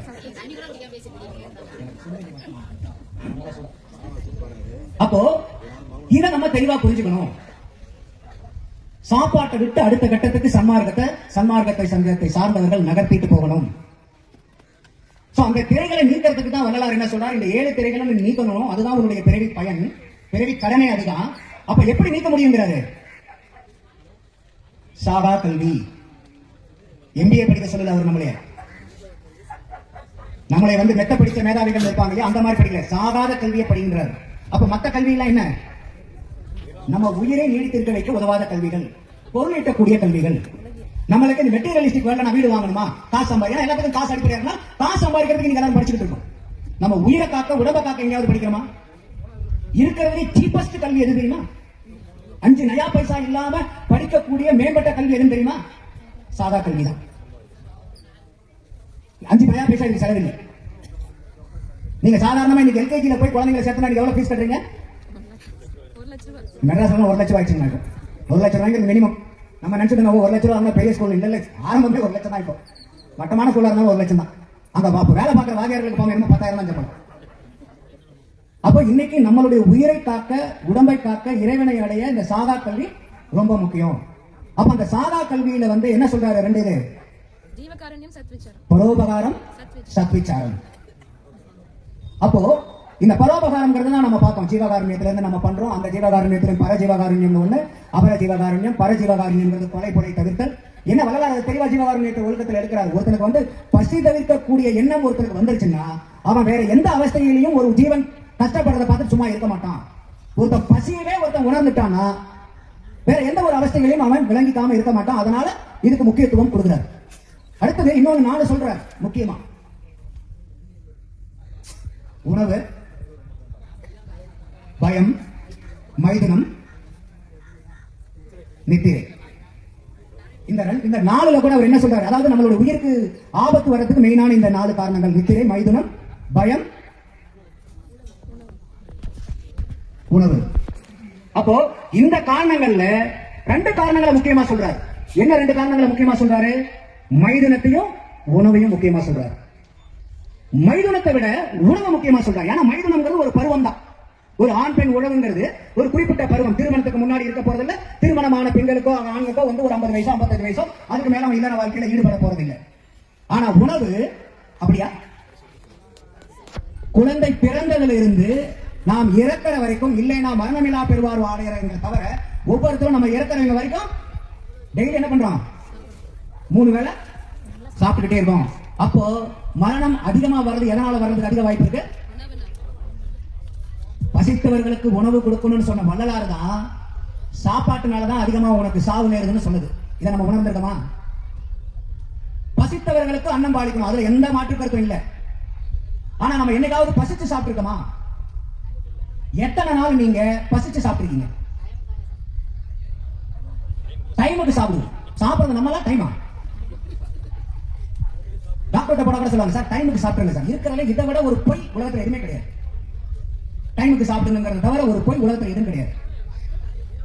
உங்களுடைய உடல்ல எத்தனை உறுப்புகள் இருக்கு? எத்தனையோ உறுப்புகள் யாருக்கு சார் தெரியாதெல்லாம் இல்லையா? பார்த்தா உள்ள பொண்ணு எந்த உறுப்பையாவது இப்ப நீங்க கண்ணை சிமிட்டீங்களா? இப்ப இவ்வளவு நேரம் பேசிட்டு இருக்கீங்க, கண்ணெல்லாம் சிமிட்டிட்டு இருந்தீங்களா இல்லையா? ஆர்டர் கொடுத்தீங்களா? நந்தகுமார் கதிரவேல் பேசிட்டு இருக்காரு. அவர் பேசும்போது 3 செகண்டுக்கு ஒரு தடவை கண்ணை மூடணும் நீங்க மூடுனீங்களா? இல்ல அதுவா முடிச்சா? இல்ல நந்தகுமார் கதிரவேல் பேசிட்டு இருக்காரு, நமக்கு அதுல மெய் மறந்து உட்காந்துட்டு நெஞ்சில கீது துடிப்பு நின்று போச்சுன்னா பிரச்சனை ஆகி போயிருமே, நெஞ்சே நீ ஒவ்வொரு நிமிஷத்துக்கு ஒரு 60 தடவை துடிச்சுக்கிட்டே இருக்கு, நீங்க ஆர்டர் போட்டீங்களா? நேற்று சாப்பிட்ட உணவு ஜீரணமாகணும், காலையில வெளியே போகணும், காலை கடன் கழிக்கணும், நீங்க ஆர்டர் போட்டீங்களா? எந்தவித உங்க உடம்புல இருக்கிற ஏதாவது ஒரு உறுப்பு உங்களுடைய கட்டுப்பாட்டுல இருக்கா? உங்களுடைய கட்டளையை காத்து இருக்கா? இத பூரா இயக்கிறது யாரு? யாரு? கடவுள். கடவுள் யாரு? ஆரம்பத்தில் நம்ம எல்லாரும் பேசிட்டு இருந்தோம். அருட்பெரும் ஜோதி. அந்த அருட்பெரும் ஜோதி ஆண்டவர் எங்க இருக்காரு? ஞானசபை எங்க இருக்கு? அப்ப இறைவன் எங்க இருக்காரு? அருட்பெரும் ஜோதி ஆண்டவர் எங்க இருக்காரு? நமக்குள்ளார இருக்காரு. அப்ப இந்த நமக்குள்ளார இருக்கக்கூடிய ஐயா சொன்னார் இல்லையா, உள்ளொளி விளங்கிட. அப்போ அந்த ஆன்மால இருக்கக்கூடிய அருட்பெரும் ஜோதி ஆண்டவர் தான் நம்மளை இயக்கிட்டு இருக்காரு, நம்மளுடைய உடம்பை இயக்கிட்டு இருக்காரு, உறுப்பை இயக்கிட்டு இருக்காரு. நம்ம என்ன நினைக்கிறோம்? நான் எவ்வளவு பெரிய அறிவாளி தெரியுமா? 1:15 சாப்பிடணும். 1:15 சாப்பிட்டா தான் அது இத்தனை மணி நேரத்துக்குள்ள ஜீரணமாகும். அதெல்லாம் நம்ம பண்ணுவோம். நெஞ்சு துடிக்கிறது உங்களை கேட்டு இல்ல, ஜீரணமாகிறது உங்களை கேட்டு இல்ல, கண்ணு சிமிட்டுறது உங்களை கேட்டு இல்ல. ஆனா சாப்பிடுறது மட்டும் நீங்க நான் சொல்ற பிரகாரம் உடம்பு கேட்கணும்னு நினைக்கிறோம். எவ்வளவு பெரிய இது பாருங்க. இந்த உலகத்திலேயே நம்ம ரொம்ப அவமதிக்கிறது யார? கொஞ்சம் கூட மரியாதையை கொடுக்காம நம்மளுடைய உடம்பை தான். நம்ம பகையாளியை கூட அவ்வளவு நம்ம உதாசீனப்படுத்த மாட்டோம், அவமானப்படுத்த மாட்டோம், கேவலப்படுத்த மாட்டோம், அசிங்கப்படுத்த மாட்டோம். ஆனா இந்த உடம்ப எந்த அளவுக்கு கேவலப்படுத்த முடியுமோ, எந்த அளவுக்கு துஷ்டப்படுத்த முடியுமோ, எந்த அளவுக்கு நஷ்டப்படுத்த முடியுமோ, அந்த அளவுக்கு அசிங்கப்படுத்த முடியுமோ, அத்தனை அசிங்கத்தையும் நம்ம யாருக்கு செய்யறோம்? நம்ம உடம்புக்கு செஞ்சுட்டு இருக்கோம். இந்த நேம் ஆஃப் கேர். ஏன்னா நான் உடம்ப கவனிச்சுக்கிறேங்க, நான் உடம்ப நல்லா கவனிச்சுக்கிட்டு இருக்கேங்க. உடம்ப கவனிக்கணும், அதுல மாற்று கருத்து இல்லை. ஆனா எப்படி? டைமை பார்த்து 3 வேளையும் சாப்பிடுறது.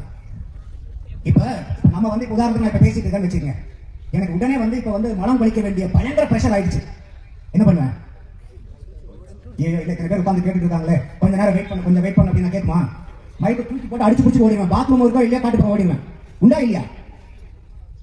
அப்ப இந்த உடம்புக்கு எது தேவை எது தேவையில்லைன்னு உடம்புக்கு தெரியும். உடம்புக்கு தெரியும்னா இந்த ஆன்மாக்கு தெரியும். உடம்புக்கு ஜடப்பொருள். அந்த ஜடப்பொருளை இயக்கிட்டு இருக்கிறது நமக்குள்ளார இருக்கக்கூடிய அருட்பெருஞ்சோதி ஆண்டவர் என்கிற ஆன்மா. அப்ப அந்த ஆன்மாக்கு தெரியாததான் நமக்கு தெரிஞ்சிட போது, நம்மளுடைய சிக்கலுக்கு தெரிஞ்சிட போது. ஆன்மாவோட தொடர்பு வச்சுட்டு இருக்கக்கூடிய ஆள் நானுன்னா கரெக்ட். இப்ப வள்ளலார் மாதிரி ஆட்களுக்கு ஓகே. ஏன்னா அவர் தன்னை அறிந்து இறைவனை அறிந்து அம்மயமாக ஆனவர்.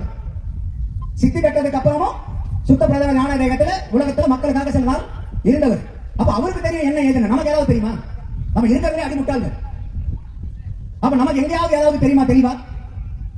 அப்போ இந்த நேரத்துக்கு சாப்பிடுறது ஒரு பெரிய போங்கு. எப்படி இன்னைக்கு எனக்கு ஒரு காலை கடன், இன்னைக்கு அது காலை கடன் இல்லை, என்னைக்கு வந்தாலும் அது கடன் நான் கழிச்சாகணும், அடிச்சு பிடிச்சு ஓடுவணும். அந்த மாதிரி பசியிலேயே பொய் பசின்னு ஒண்ணு இருக்கு, உண்மையான பசின்னு ஒண்ணு இருக்கு. இப்ப நம்ம பசி எடுக்கும், சாப்பிட போலாம்னு நினைப்போம்.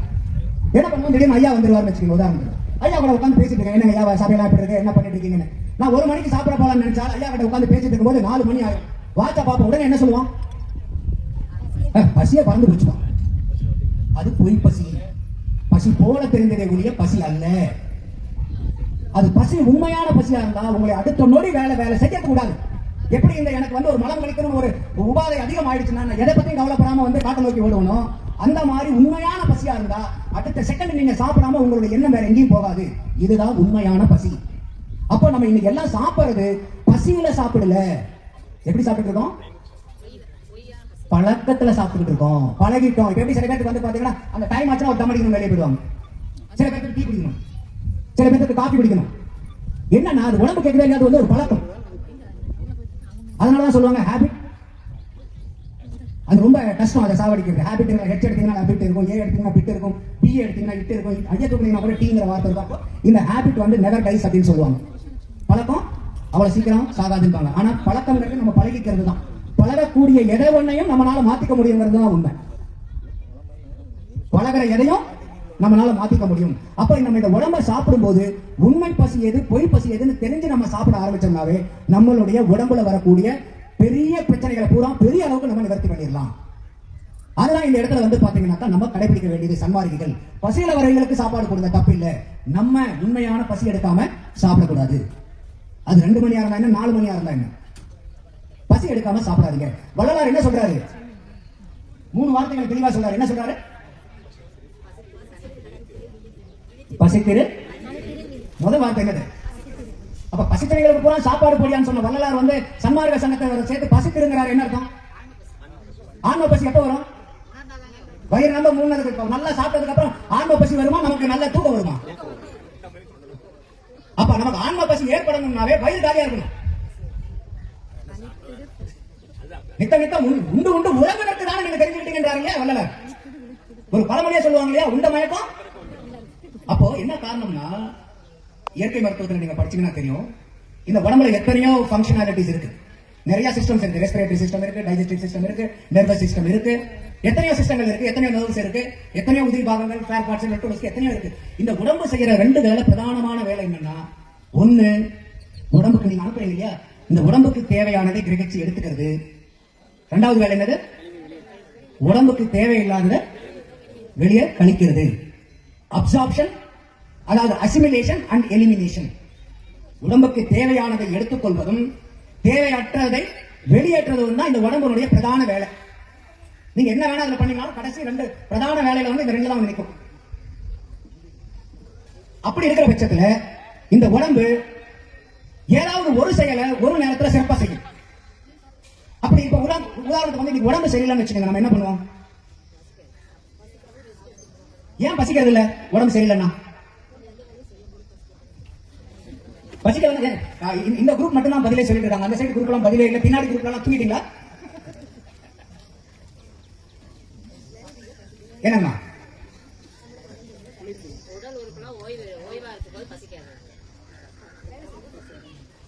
என்ன கேள்வி கேட்டேன் நானு? உடம்பு சரியில்லைன்னா ஏன் வந்து பசிக்கிறது இல்ல? எதனால பசிக்கிறது இல்ல?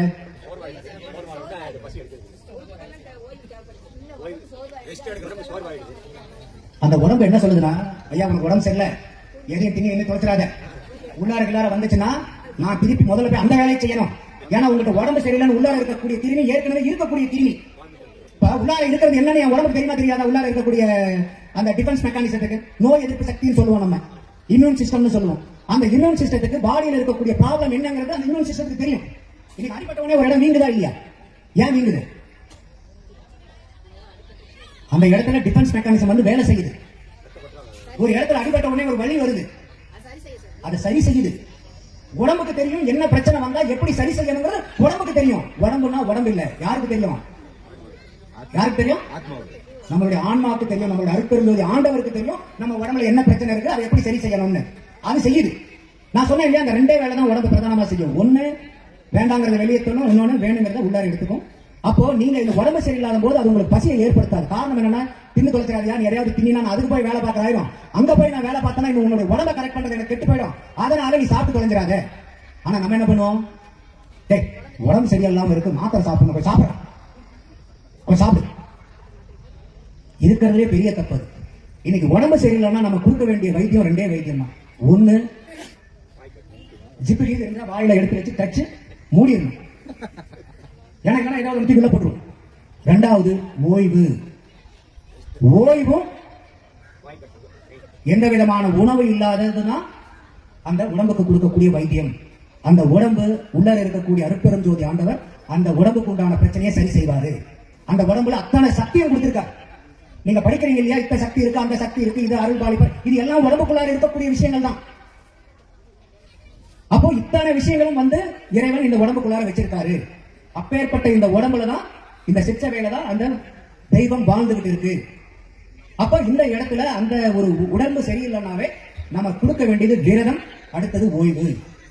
இதை விட்டுட்டீங்கன்னா என்ன ஆகும்னா, உடம்புல இருக்கக்கூடிய அத்தனை சிஸ்டமும் இந்த உடம்பை ரிப்பேர் பண்ணி சரி பண்றதுல அதனுடைய கவனங்கள் பூரா போயிடும். அதை பூரா சிஸ்டத்தை கரெக்ட் பண்ணும். அப்போ அந்த ஓய்வு கிடைச்சிட்டு அந்த பத்தியம் சாப்பாடு எதுவுமே இல்லாம, பத்திய சாப்பாடு எதுவுமே சாப்பாடு இல்லாம அந்த நோய் சரியானதுக்கு அப்புறம் பாருங்க, உங்களுக்கு அபரிமிதமான புத்துணர்ச்சி. But behind every pill there is a pill. அப்படின்னா என்ன இருக்குன்னா, ஒவ்வொரு நோய்க்கும் மாத்திரை மருந்து இருக்கோ இல்லையோ, ஆனா ஒவ்வொரு மாத்திரை மருந்துக்கு பின்னாடியும் ஒரு நோய் இருக்கு. அதுதான் வந்து இயற்கை மருத்துவம் சொல்லக்கூடியது. அப்போ இந்த உடம்ப வந்து நம்ம பொன் போல பார்க்கணும். அதான் வள்ளலார் அடிக்கடி சொல்லிட்டு இருப்பார். பொண்ணை நம்ம எப்படி வச்சிருக்கோம் வீட்டுல? இன்னைக்கு வேலை எவ்வளவு பொண்ணு? 80,000 ரூபாய் வச்சுங்க. வெறும் 80,000 ரூபாய்ங்கிறது வெறும் தங்கம் கிராம் 8 கிராம் 10 கிராம் மட்டும். அதுக்கு மேல செய்கூலி சேதாரம் இருக்கா? 86,000 ரூபாய் ஐயா முதல்ல 86,000 ரூபாய். அதுக்கு மேல 3% டாக்ஸ். இன்னைக்கு ஒரு பவுன் வாங்கணும்னா எவ்வளவு? 1 லட்சம் ரூபாய். அப்ப உடம்ப பொன் போல பாத்துக்கணும்னாக்கா, நம்ம உடம்பு பொண்ணுன்னா நான் வந்து இன்னைக்கு 70 கிலோ. ஐயா நீங்க எத்தனை கிலோ? 80 கிலோ தங்கம்.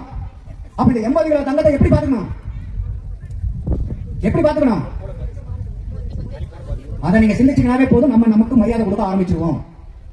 ஏன்னா நான் சொன்ன மாதிரி நம்ம அதிகமா கேவலப்படுத்தக்கூடிய ஒரு ஆள் உலகத்திலேயே யாருன்னா என்னுடைய உடம்பு தான். ஆனா நீங்க எப்ப வந்து நீங்க உடம்பு சொல்றதை கேட்கலையோ என்ன ஆகும்? நீங்க சொல்றத உடம்பு கேட்காது. ஏன்னா அதை நான் வரேன் ஐயா ஐயா வணக்கம் ஐயா என்ன பண்ணுவாரு? அவரும் வணக்கம் ஏன் பாரு. நான் பார்த்து என்னையா அப்படின்னு நினைச்சிருங்க ஏண்டா அப்படின்னு பாரு. அவரு கரெக்ட் தானே? அப்போ நம்ம இந்த உடம்பையும் உயிரையும் மதிக்க ஆரம்பிச்சா அந்த உடம்பும் உயிரும் நம்மளை மதிக்க ஆரம்பிக்கும். அப்போ இந்த இறை வழிபாடுங்கிறது எங்க இருக்குது? நமக்கு எந்த கோயிலுக்கு போகணும்? இறை வழிபட நம்மளுடைய சிற்சபைக்கு போகணும். அங்கதான் இறைவன் வாழ்ந்துகிட்டு இருக்காரு. அப்ப சிற்சபையில் விளங்குகின்ற தெய்வம்னு சொல்றதுக்கு உண்டான காரணம் புரியுதா? இப்போ இறைவனை தேடி நம்ம எங்கேயும் போக வேண்டியதில்லை. எங்க போனா போதும்? நம்மளுடைய எண்ணத்துக்கு போனா போதும். அதுதான் வந்து நமக்கு வந்து தேவை. அப்ப இந்த சக்தி சாரங்கிறது வந்து ஏன் வந்து நான் இப்ப உங்ககிட்ட நிறைய கேள்விகள் கேட்டேன்.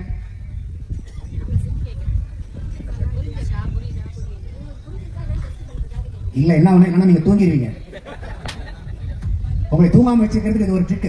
ஐயா வந்து எழுத மொழியா பேசுறாரு, அதனால எல்லாம் கை தட்டிட்டு நீங்க இருந்தீங்க. நமக்கு அந்த எழுத மொழி வராது. அப்ப நான் ஏதாவது என்ன பண்ணணும்? நீங்க என்ன பண்ணிக்கிட்டே திடீர்னு நாள் கேள்வி கேட்டானா என்னடா பண்ணி தோணுது? நம்ம ஸ்கூல்ல கூட பாத்தீங்கன்னா ஒரு நல்ல நம்ம எந்த வகுப்புல ரொம்ப கவனமா இருக்கும்? எந்த வாத்தியார் கேள்வி கேட்டுவாரோ அந்த வாத்தியாருடைய கிளாஸ்ல கண்ணு கருமா உட்காந்துருக்கோம். ஏன்னா அடி பின்னிடுவார். நீக்க வச்சு லைன்ல வச்சு பரம்பாலாம் நாங்களா படிக்கும்போது பிடிக்கல. இப்பதான் யாரும் நீங்க தொடவே கூடாது. அப்போ இது என்னன்னாக்கா, இப்ப எனக்கு தெரிஞ்சதை நான் சொல்றதுக்காக நான் இங்க வரல. என்னுடைய நோக்கம் என்னன்னா, இன்னைக்கு இங்க இருந்து ஏதாவது நான் புதுசா கத்துக்கிட்டு போக முடியுமா? உங்ககிட்ட இருந்து தெரிஞ்சுக்கிட்டு போக முடியுமா? ஏன்னா வள்ளலார் வந்து பரோபகாரம் சத்விச்சாரம் சொல்றாரு. பரோபகாரம் மேடை பேச்சுன்னு சொல்லுவாரு. பரோபகாரம் சொற்பொழிவுன்னு சொல்லியிருக்காரா? சத்விச்சாரம். சத்விச்சாரம்னா என்ன? சத்தை பத்தி விசாரம் பண்றது. சத்துனா என்ன சொல்லுங்க. நீங்க கரெக்டா தான் சொல்லிட்டு இருக்கீங்க. சத்துங்கிறது மெய்ப்பொருள். சிவங்கிறது என்ன சொல்றாங்க? சத்து, சித்து, ஆனந்தம். இயற்கை உண்மை, இயற்கை விளக்கம், இயற்கை அனுபவம். என்னங்க? அப்போ அந்த மாதிரி இருக்கக்கூடிய சூழ்நிலையில இப்ப நிறைய பேர் வந்து பாத்தீங்கன்னா நாங்க வந்து துக்கம் விசாரிக்கிறோம் அப்படின்பாங்க. சாரம்னா துக்கம், விசாரம்னா துக்க நிவர்த்தி. ஆனா வள்ளலார் என்ன சொல்றாருன்னா, விசாரம்னாவே அது சக்தி சாரம் தான், சத்விசாரம் தான். அப்ப சத்தை பத்தி நம்ம விசாரிக்கணும். சத்துங்கிறது என்ன? இறை, மெய்ப்பொருள் உண்மை. ஐயா சொல்ற மாதிரி மெய்ப்பொருளை பத்தி பேசணும். அப்ப மெய்ப்பொருள் எங்க இல்ல, நம்ம கிட்டயே இருக்கு. அப்ப நான் யாரு? எதுக்காக இந்த பிறவி எடுத்திருக்கேன்? என்ன காரணத்துக்காக இந்த பிறவி எடுத்திருக்கேன்? எனக்கு 40 வயசு ஆச்சு, 50 வயசு ஆச்சு, 60 வயசு ஆச்சு, 80 வயசு ஆச்சு, இத்தனை வயசு ஆச்சு. நான் என்ன நோக்கத்துக்காக பயணிச்சுக்கிட்டு இருக்கேன்? என்ன அடையறதுக்காக பயணிச்சுக்கிட்டு இருக்கேன்? சரியான வழியில தான் வந்துகிட்டு இருக்கேனா? இப்ப நாங்க ஈரோட்ல இருந்து வெண்ணந்தூர் வரும்போது என்ன பண்ணுவோம்? முதல்ல வந்து திருச்செங்கோடு வருதான்னு பார்ப்போம். கரெக்டா? ஒரு 3 மணி நேரம் வாங்கி திருச்செங்கோடு வரலாம். என்ன அர்த்தம்? நான் பாதை மாறிட்டேன்னு அர்த்தம். சரி, திருச்செங்கோடு தாண்டியாச்சு, அடுத்த ஊர் நான் என்ன பார்ப்பேன்? மல்லசமுத்திரம் வந்துச்சா? சரி, மல்லசமுத்திரம் தாண்டியாச்சு, ஆட்டாம்பட்டி வந்துச்சா? ஆட்டோமேட்டிக் 10 கிலோமீட்டர் ஊர் வந்துருது. அப்ப நான் வழி போக போக நான் போகக்கூடிய வழி சரியான வழியான நான் வந்து அங்கங்க நான் என்ன பண்றேன், செக் பண்றேன். நம்ம எத்தனை தடவை செக் பண்ணிருக்கோம்? நம்மளுடைய வயது எத்தனைங்க? எனக்கு 52 முடிஞ்சது. ஐயா உங்களுக்கு என்ன வயசு சொல்லலாம்? உங்களுக்கு வயசு 52. நம்ம வயசு உங்களுக்கும். ஐயா உங்களுக்கு 65 வயசு. நான் எல்லாருக்கும் வயசையும் கேட்டு சங்கடப்படுத்த விரும்பல. 67. அப்போ இந்த பயணத்துல நம்ம சாதாரணமா ஒரு மணி நேரம் வரக்கூடிய பயணத்திலேயே சரியான வழியில தான் போறோமாங்கிறது யோசிக்கிறோமா இல்லையா? இந்த 1 மணி நேர பயணத்துல நான் சரியான வழியில போகணும்னா என்ன குடிமொழி போயிடுமா? திருப்பி 1 மணி நேரம் போக போறேன். ஆனா அந்த 1 மணி நேர பயணத்துக்கு எவ்வளவு மெனக்கடுறேன் நானு, எவ்வளவு சரியா இருக்கணும், தவறிடக்கூடாது, சரியான நேரத்துக்கு போகணும். கந்தசாமி ஆகட்டும், நான் 9 to 9, நான் 9 கூட சொல்லல, 9ன்னு சொல்லல. ஐயா 9 to 9 வந்துடுறாங்க. நான் ஒரு ஆடியோ மெசேஜ் போட்டு விட்டேன். 9:15 வந்துடுவாங்க. அப்போ இந்த 1 மணி நேரத்து பயணத்துல ஒரு சாதாரண ஒரு மீட்டிங்க்கு வரதுக்கு நம்ம எவ்வளவு சரியா இருக்கணும்னு முயற்சி பண்றோமா இல்லையா? அப்ப இந்த பிறவியினுடைய பயனை அடையறதுக்கு நான் சரியான வழியில வந்துகிட்டு இருக்கேன்னா என்ன, என்னுடைய மைல்கற்கள் என்னென்ன, எத்தனை மைல்கற்கள் சரியான மைல்கற்களை வந்து நான் கடந்து வந்திருக்கேன், போற பாதை சரியா இல்லையா, இல்ல எங்கேயாவது வழி தவறி பயணிச்சுட்டேன்னா எத்தனை தடவை உட்கார்ந்து நம்ம யோசிச்சிருக்கோம்? யோசிச்சிருக்கோமா? இனிமேல் யோசிக்கலாமா? என்னைக்கு யோசிக்கலாம்? நாளைக்கு, நாளானைக்கு? ஆமா, இந்த கணத்தில் இருந்து. ஏன்னா இந்த நேரங்கள் மட்டும்தான் நிஜம், உண்மை, சத்தியம் இதுதான். அதனாலதான் பெரியவங்க என்ன சொன்னாங்க, நன்றே செய். அதுக்கு நேரம் காலம் பார்க்க வேண்டியதில்லை. சன்மார்க்கத்தில் ஏதாவது நேரம் காலம் இருக்கா? ஏதாவது நமக்கு நல்ல நேரம் கெட்ட நேரம் இருக்கா சன்மார்க்க சங்கத்தை சார்ந்தவர்களுக்கு? ஏன்? ஏன்னா நம்ம கிட்ட அருட்பெரும் ஜோதி ஆண்டவர் உள்ளார இருந்து நம்மளை இயக்கிக் கொண்டிருக்கிறார். ஆன்மாவா? அப்ப கடவுளே என் உடம்புல இருக்கும்போது எனக்கு எதுக்கு பயம், எனக்கு எதுக்கு நல்ல நேரம் கெட்ட நேரம்? நான் செய்யக்கூடிய அனைத்து விஷயங்களும், நல்லது செய்யற அத்தனை விஷயங்களும் எந்த நேரத்தில் செஞ்சாலும் அது நல்ல நேரம் தான். நாங்க எதுக்குமே நேரம் காலம் தான் பார்க்க மாட்டோம். எங்க வீட்டுல ராகு கேதுனர்கள் என்ன சொல்றாரு வள்ளலார்? விஷக்காற்று அமுத காற்று இல்லாத, அமுத காற்று இருக்கக்கூடிய நேரம் நல்ல நேரம், அமுத காற்று இல்லாத நேரம் கெட்ட நேரம். அது எந்த நேரமா இருந்தா என்ன? அதனாலதான் என்ன சொல்றாங்க, காலையில 3 to 5 மணி. அது என்ன நேரம்? அதுக்கு அந்த முகூர்த்தத்துக்கு பேர் என்ன? பிரம்ம முகூர்த்தம். ஏன் அது பிரம்ம முகூர்த்தம்? அந்த நேரத்துல தான் இந்த பிரபஞ்சத்துல அமுத காற்று அதிகமா இருக்கக்கூடியது. நம்ம இன்னைக்கு சுவாசிச்சுட்டு இருக்கிறோம்னா இந்த காற்று பூராமே அமுத காற்று அல்ல. அந்த அமுத காற்று அதிகமா இருக்கக்கூடிய நேரம் என்ன சொல்றாங்கன்னா 3 to 5 மணி நேரம். அந்த 2 மணி நேரத்துல அதிகமான நம்ம சுவாசித்த நினைப்போடு, தூங்கிட்டு சுவாசிக்கிறது இல்ல, நல்ல சிந்தனையோட எந்திரிச்சு உட்கார்ந்து இறைவனை நினைச்சு காலையில வந்து பாத்தீங்கன்னா அந்த 3 to 5 அந்த பிரம்ம முகூர்த்தத்துல உட்கார்ந்து, இது சாங்கிய சடங்குக்காக இல்ல, அந்த அமுத காற்றை சுவாசிக்கணுங்கிறதுக்காக. அந்த அமுத காற்றை நம்ம சுவாசிக்க நம்ம கிட்ட தோன்றாத கேள்விகள் எல்லாம் தோன்றுங்கிறார் வள்ளலார். பதில் எப்ப கிடைக்கும் நமக்கு?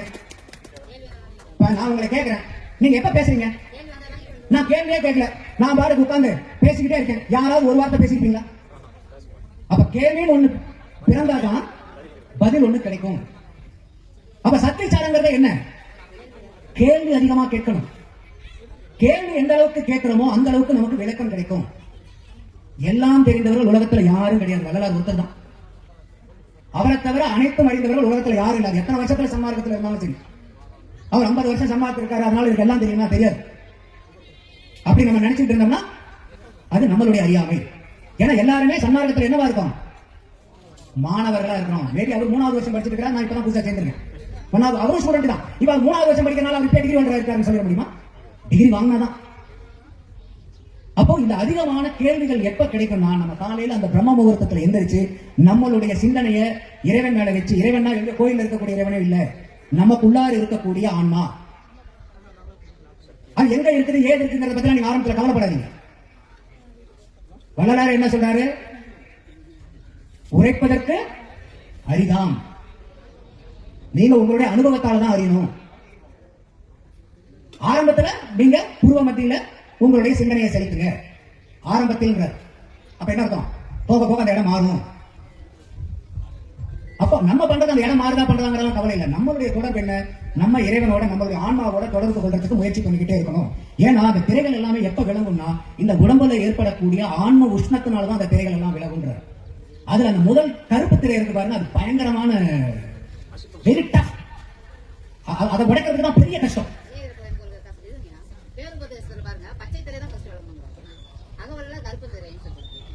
இல்ல அது தனியா பேசுவோம் ஒரு தடவை. ஏற்கனவே மணி ஒன்னாக போகுது, எல்லாம் திட்டிக்க போறாங்க நம்ம மக்களுக்கு இது. அப்போ அந்த அந்த திரைய நம்ம வேற ஏதோ நமக்கு என்ன வடலூர்ல காமிக்கிற மாதிரி ஸ்கிரீனை வந்து கம்பி பிடிச்சிருக்கிற மாதிரி நம்ம ஏதாவது கம்பி இருக்கா, காதுக்குள்ள விட்டு மண்டைக்குள்ள ஒரு பழக்கம் பிடிச்சி எழுத்து அந்த திரையை வெளியெடுக்கிறதுக்கு? நம்ம இறைவனுடைய சிந்தனையில ஏற்படக்கூடிய நல்ல உஷ்ணத்தினால, ஆன்ம உருக்கத்தால, ஆன்ம உஷ்ணத்தினாலதான் அந்த திரையை விளக்க முடியும். அப்போ இது நம்ம யாருமே வந்து நம்ம போய் ஒரு குருவை ஏற்றுக்கணுங்கிற அவசியம் இல்லை. வள்ளலாருக்கு யாராவது குரு இருக்காங்களா? யார் வள்ளலாருக்கு குரு? அருட்பெருஞ்சோதி ஆண்டவர் மட்டுமே தான் குரு.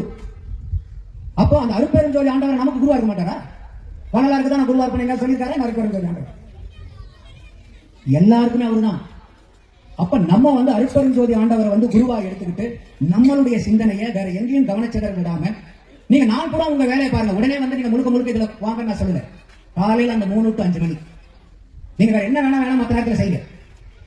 விவசாயம் பாருங்க, தொழில் பாருங்க, ஊருக்கு போங்க, பயணம் பண்ணுங்க, என்ன வேணா பண்ணுங்க. அந்த எங்க இருக்கீங்களோ அந்த காலையில அந்த 3 to 5 மணிக்கு எந்திரிக்க முடிஞ்சதுன்னா முயற்சி பண்ணுங்க. முடியாதது எதுவுமே இல்லை. இப்ப இங்க இருக்கக்கூடிய எத்தனை பேருக்கு வந்து விசில் எடுக்க தெரியும்? விசில் உங்களுக்கு தெரியும், எனக்கும் தெரியும். இந்த விசில் அடிக்கிறதுக்கு முன்னாடி உங்களுக்கு அது கஷ்டமா இருந்துச்சா ஈஸியா இருந்துச்சா? கஷ்டம். எங்க எத்தனை பேருக்கு சமைக்க தெரியும்? பெண்கள் யாருமே கையை உயர்த்துங்க. எனக்கு தோசை கூட சுட தெரியாது. நான் தோசை சுட்டேன்னா தோசை என்னைய சுட்டும். இந்த சமைக்கிறது உங்களுக்கு ஈஸியா கஷ்டமா? எனக்கு பெரும் கஷ்டம். அப்ப கஷ்டங்கிறது சமைக்கிறதுல இருக்கா? எனக்கு தெரிஞ்சனால கஷ்டமா, தெரியாதனால கஷ்டமா? அப்ப இல்ல சமையலா விசில் அடிக்கிறாங்கிறது பொருள் இல்ல. எனக்கு தெரியாத எல்லா விஷயமும் எனக்கு கஷ்டம் தான். எனக்கு தெரிஞ்ச எல்லா விஷயமும் சுலபம் தான். அப்ப எந்த விஷயத்திலேயாவது கஷ்டம் நஷ்டம் இருக்கா? இதுலயுமே சில பேர் சொல்லுவாங்க எம்எஸ்சி மேத்தமெட்டிக்ஸ், எனக்கு வந்து பாத்தீங்கன்னாக்கா கெமிஸ்ட்ரி படிச்சேன்னா காய்ச்சல் வந்துடும். ஏன்னா அதெல்லாம் ஈக்குவேஷன் இருக்கு. எங்க மாமா இங்க இருக்காரு, அவர் கெமிஸ்ட்ரி ப்ரொஃபசர், PhD. எங்க அக்காவுக்கு வந்து 11வது கல்யாணம் பண்ணும்போது தான் அவருக்கு வந்து கல்யாணம் ஆச்சு. இல்ல நான் எக்ஸாக்ட் பண்ணல, பெருமைப்படுத்தி சொல்லல. எப்பெல்லாம் கெமிஸ்ட்ரி பரிசை வருதோ அப்பெல்லாம் எனக்கு வந்து காய்ச்சல் வரும். காரணம் என்னன்னா நீங்க மத்ததெல்லாம் மனப்பாடம் பண்ண முடியும். ஈக்குவேஷன் எப்படி மனப்பாடம் பண்ணுவீங்க? ஈக்குவேஷன் வந்து நீங்க புரிஞ்சுக்கிட்டு போட்டு பார்த்து அதெல்லாம் நீங்க டேலி பண்ணணும். கணக்கு மாதிரி கணக்கு எங்கேயாவது மனப்பாடம் பண்ண முடியுமா? நான் அது அப்படிதான் இருக்கும்னு நினைச்சு நான் கணக்கு எடுத்து ஏமாந்தது, அது வேற கதை. ஆனா இந்த கெமிஸ்ட்ரி வந்து அதுக்கப்புறம் வந்து பாத்தீங்கன்னா எங்க மாமா கல்யாணம் ஆனதுக்கு அப்புறம் நமக்கு தான் வீட்டுல கெமிஸ்ட்ரி மாஸ்டர் இருக்கிறனால அவர் வந்து வாடா என்னடா அவனுக்கு பிரச்சனை கேட்டு நமக்கு சொல்லி கொடுத்தனால என்னாச்சு, கெமிஸ்ட்ரி அதுக்கப்புறம் சுலபமாச்சு. சுலபமானது எது? எது எனக்கு கஷ்டமா இருந்துச்சோ அது இப்ப எனக்கு ஈஸி ஆயிடுச்சு. ஏன் ஈஸி ஆச்சு? எனக்கு தெரிஞ்சுக்கிட்டேன், அவ்வளவுதான். அப்போ ஒரு கஷ்டங்கிறது ஒரு விஷயத்தை சார்ந்தது அல்ல, என்னுடைய முயற்சி சார்ந்தது. அதே மாதிரி இன்னைக்கு சாரா கல்வியும் கஷ்டமா? மரணமில்லா பெருவாழ்வு அடையிறது கஷ்டமா? துறையுது, வழியுது, சொல்றதா இல்லையா?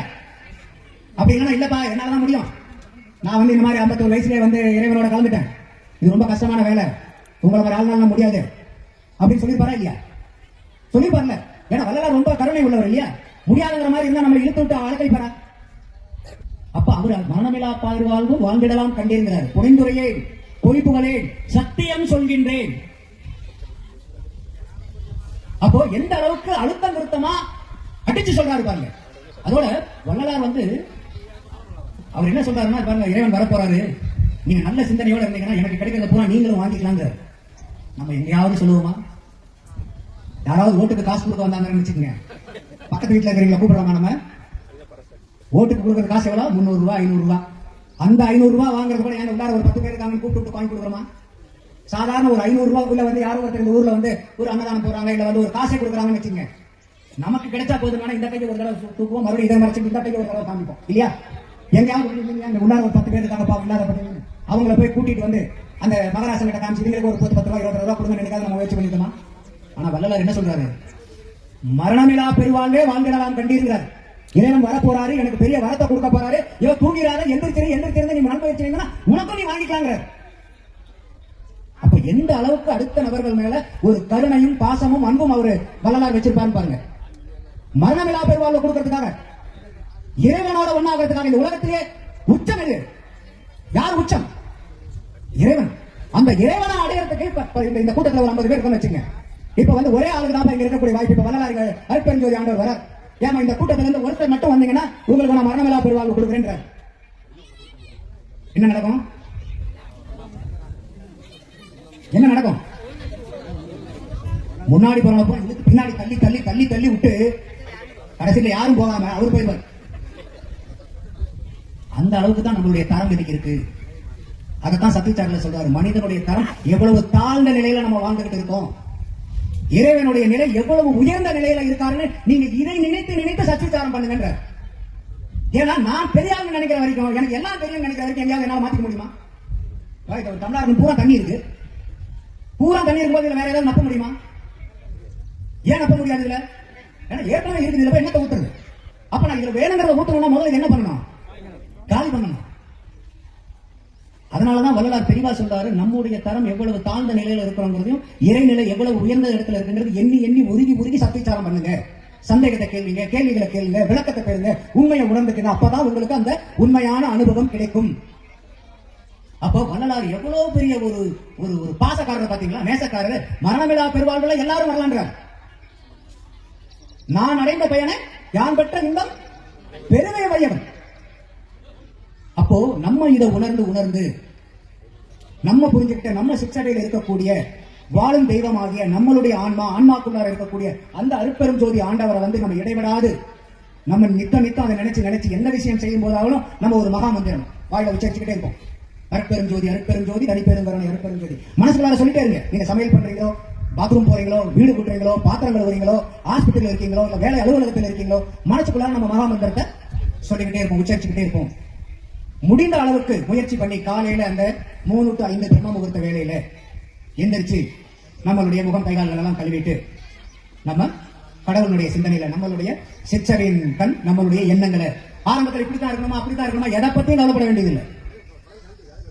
நீங்க ஏன்னா உட்காரும் போது நீ எந்த குரங்க பத்தி நீ சிந்திச்சிடாத, கண்ணை மூடிடும். ஆனா குரங்க சிந்திச்சிடாதேன்னு என்ன வரும்? குரங்கு தான் வரும், வேற எதுவுமே வராது. இல்ல நீ வேற எதையும் நினைச்சிடாத அப்படின்னா எதை நினைக்க வேண்டாமோ அதுதான் நினைக்கும். அதனாலதான் வள்ளலார் என்ன சொல்றாரு, மனதை நீங்க அடக்க வேண்டியதில்லை, மனதை மாற்ற கற்றுக்கொள்ளுங்கள். மனதை அடக்க முடியாது, மனதை மாற்ற கட்டுங்க. அப்ப நீங்க மனதை மாற்றணும் என்ன பண்ண? உதாரணத்துக்கு நம்மளே சில பேர் வந்து குழந்தைங்க வந்து விளையாண்டுட்டு இருக்கும்போது குழந்தைங்க சொல்றதை கேட்காது, உடனே நம்ம என்ன பண்ணுவோம்? குழந்தைய கவனத்தை திசை திருப்பி விடுவோம். வேற ஏதோ ஒன்று எடுத்து கையில வேற ஏதோ ஒன்று கொடுத்து மனசை மாத்தி விட்டுருவோம். நீங்க வெறும் புடிங்கிட்டு மட்டும் கமல் விட்டீங்கன்னா அந்த குழந்தை என்ன பண்ணும்? கத்தி ஊரே கூப்பிடும். ஆனா அது வரைக்கும் நீங்க கேட்டு கொடுக்காது, இதை வாங்கிட்டு வேற ஒண்ணு கொடுத்த உடனே அந்த குழந்தை என்ன நினைக்குது? பரவாயில்ல, எனக்கு ஏதோ ஒண்ணு இருக்குதா, என்னுடைய கவனத்தை அதுல செலுத்துறதுக்குன்னு அந்த குழந்தை அந்த வேலையில இருக்கு. நம்மளும் யாரு? பச்சை குழந்தைங்க. நம்ம சாதாரண குழந்தைங்க இல்ல, நம்ம யாரு? பச்சை குழந்தைங்க. இன்னும் சொல்ல போனா சன்மார்க்கத்துல இன்னைக்குதான் பிறந்த குழந்தைகள் நம்ம. அப்போ நம்ம என்ன பண்ணணும்னா இந்த மனதை மாற்றக்கூடிய வழி, இதெல்லாம் சின்ன சின்ன வழிகள் தான். அப்ப இதுல நம்ம பயணிக்க உண்மையான வழி எது, பெரிய வழி எது? அப்ப இந்த நம்மளுடைய நோக்கமே என்ன? இன்மை இன்ப வாழ்வு, மறுமை இன்ப வாழ்வு, பேரின்ப வாழ்வு. அப்ப இன்மை இன்ப வாழ்வுங்கிறது என்ன? ஒரு சிறிய தேக காரணங்களை கிடைச்ச பெற்று சின்ன சின்ன நல்ல விஷயங்கள் எல்லாம் செஞ்சு சின்ன சின்ன விஷயங்களை அனுபவிச்சு சில நாட்கள் நல்லபடியா இந்த உலகத்துல வாழ்றது இன்மை இன்ப வாழ்வு. இந்த இடத்துல என்னென்னலாம் சிறிய சிறியன்னு வருது அங்கெல்லாம் பெரிய பெரியன்னு போட்டீங்கன்னா மறுமை இன்ப வாழ்வு. பேரின்ப வாழ்வுங்கிறது என்ன? எல்லாமே தாமாதல். இந்த பிரபஞ்சமே நம்ம தான், இப்பயே நம்ம தான் இந்த பிரபஞ்சம். நான் அதனால சொன்னேன், வள்ளலார் என்ன சொல்றாரு? அண்டத்தை விட பிண்டம் விசாலமானது. அப்ப இந்த உடம்பை பத்தி நான் முழுக்க முழுக்க தெரிஞ்ச ஆரம்பிச்சிட்டேன்னா எல்லாமே தாமாகக்கூடிய சக்தி வந்துடும். அதனாலதான் 4 மார்க்கங்கள் சொல்றாங்க இல்லையா? தாசமார்க்கம், தசமார்க்கம், சகமார்க்கம், சன்மார்க்கம். தாசமார்க்கம்ங்கிறது என்ன? நம்ம அடிமையா நினைச்சு பாவிக்கிறது. வள்ளல் அடிமை, பாரதி தாசன். இந்த தாசங்கிற அடிமையை வச்சுக்கோங்க, நான் உங்களுக்கு அடிமை அப்படிங்கிற மாதிரி. அடுத்தது சகமார்க்கம் என்ன? தாசமார்க்கம். அடுத்தது சர்புத்திர மார்க்கம். குழந்தையா பாவிச்சுக்கிறது. அப்பா இறைவனை வந்து பெற்றோராக பாவிச்சு நம்மளை வந்து குழந்தையா நினைச்சுக்கிட்டு அப்பா. அடுத்தது சகமார்க்கம். நீங்கள் நானும் நம்ம 2 பேரும் தோஸ்து தான், ஜிகிரி தோஸ்து தான், பாத்துங்க நம்மள அப்படிங்கிறது. சன்மார்க்கம்ங்கிறது என்ன? தானே இறையா மாறுறது. இறைவனினுடைய உண்மையை அறிந்து அம்மயம் ஆதல். அப்ப இன்னைக்கு நம்ம வந்து நம்மளே இறைவனா மாறுறதுதான் சன்மார்க்கம். அப்ப அந்த மாதிரி ஒரு செந்நெறியில தான் நம்ம இன்னைக்கு இருக்கிறோம், மெய் நெறியில நம்ம இருக்கோம், சுத்த சன்மார்க்கத்தில் இருக்கிறோம், சமரச சுத்த சன்மார்க்க சத்திய சங்கத்துல நம்ம அன்பர்களா இருக்கோம்.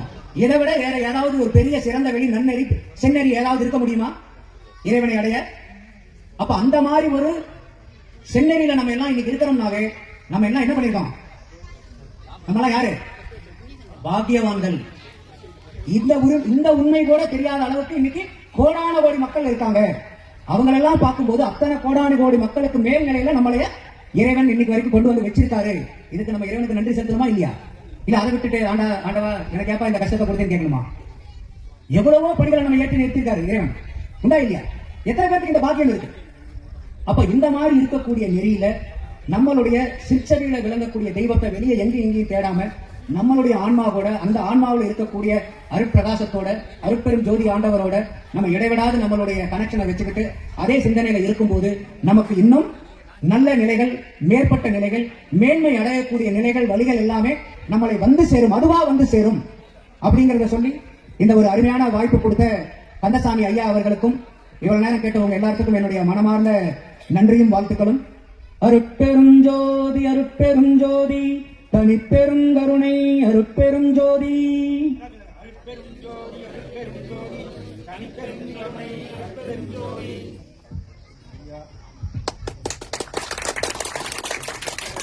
சுத்த சன்மார்க்கம் இன்னதென்று எங்களுக்கு வழிகாட்டிய ஈரோடு கதிர்வேலையாவுடைய மகன், என்ன சொல்றது, அற்புதம் ஐயா.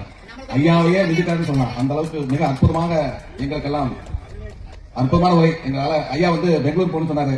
நம்ம வெற்றி ஐயா வந்ததும் எனக்கு பேச வாய்ப்பு கொடுங்கன்னு சொல்லியிருந்தாரு. அவரே மெய் வந்து உட்காந்துட்டாரு. அந்த அளவுக்கு மிக அற்புதமான உங்களுடைய பேச்சு. அற்புதம், அற்புதமே. எல்லாம் செய்யணும். அற்புதம், அற்புதமே. ஐயா வந்து மரியாதை செய்யப்படுறது. அருட்பெரும் ஜோதி அருட்பெரும் ஜோதி தனிப்பெரும் கருணை அருட்பெரும் ஜோதி அருட்பெரும் ஜோதி அருட்பெரும் ஜோதி தனிப்பெரும் கருணை அருட்பெரும் ஜோதி.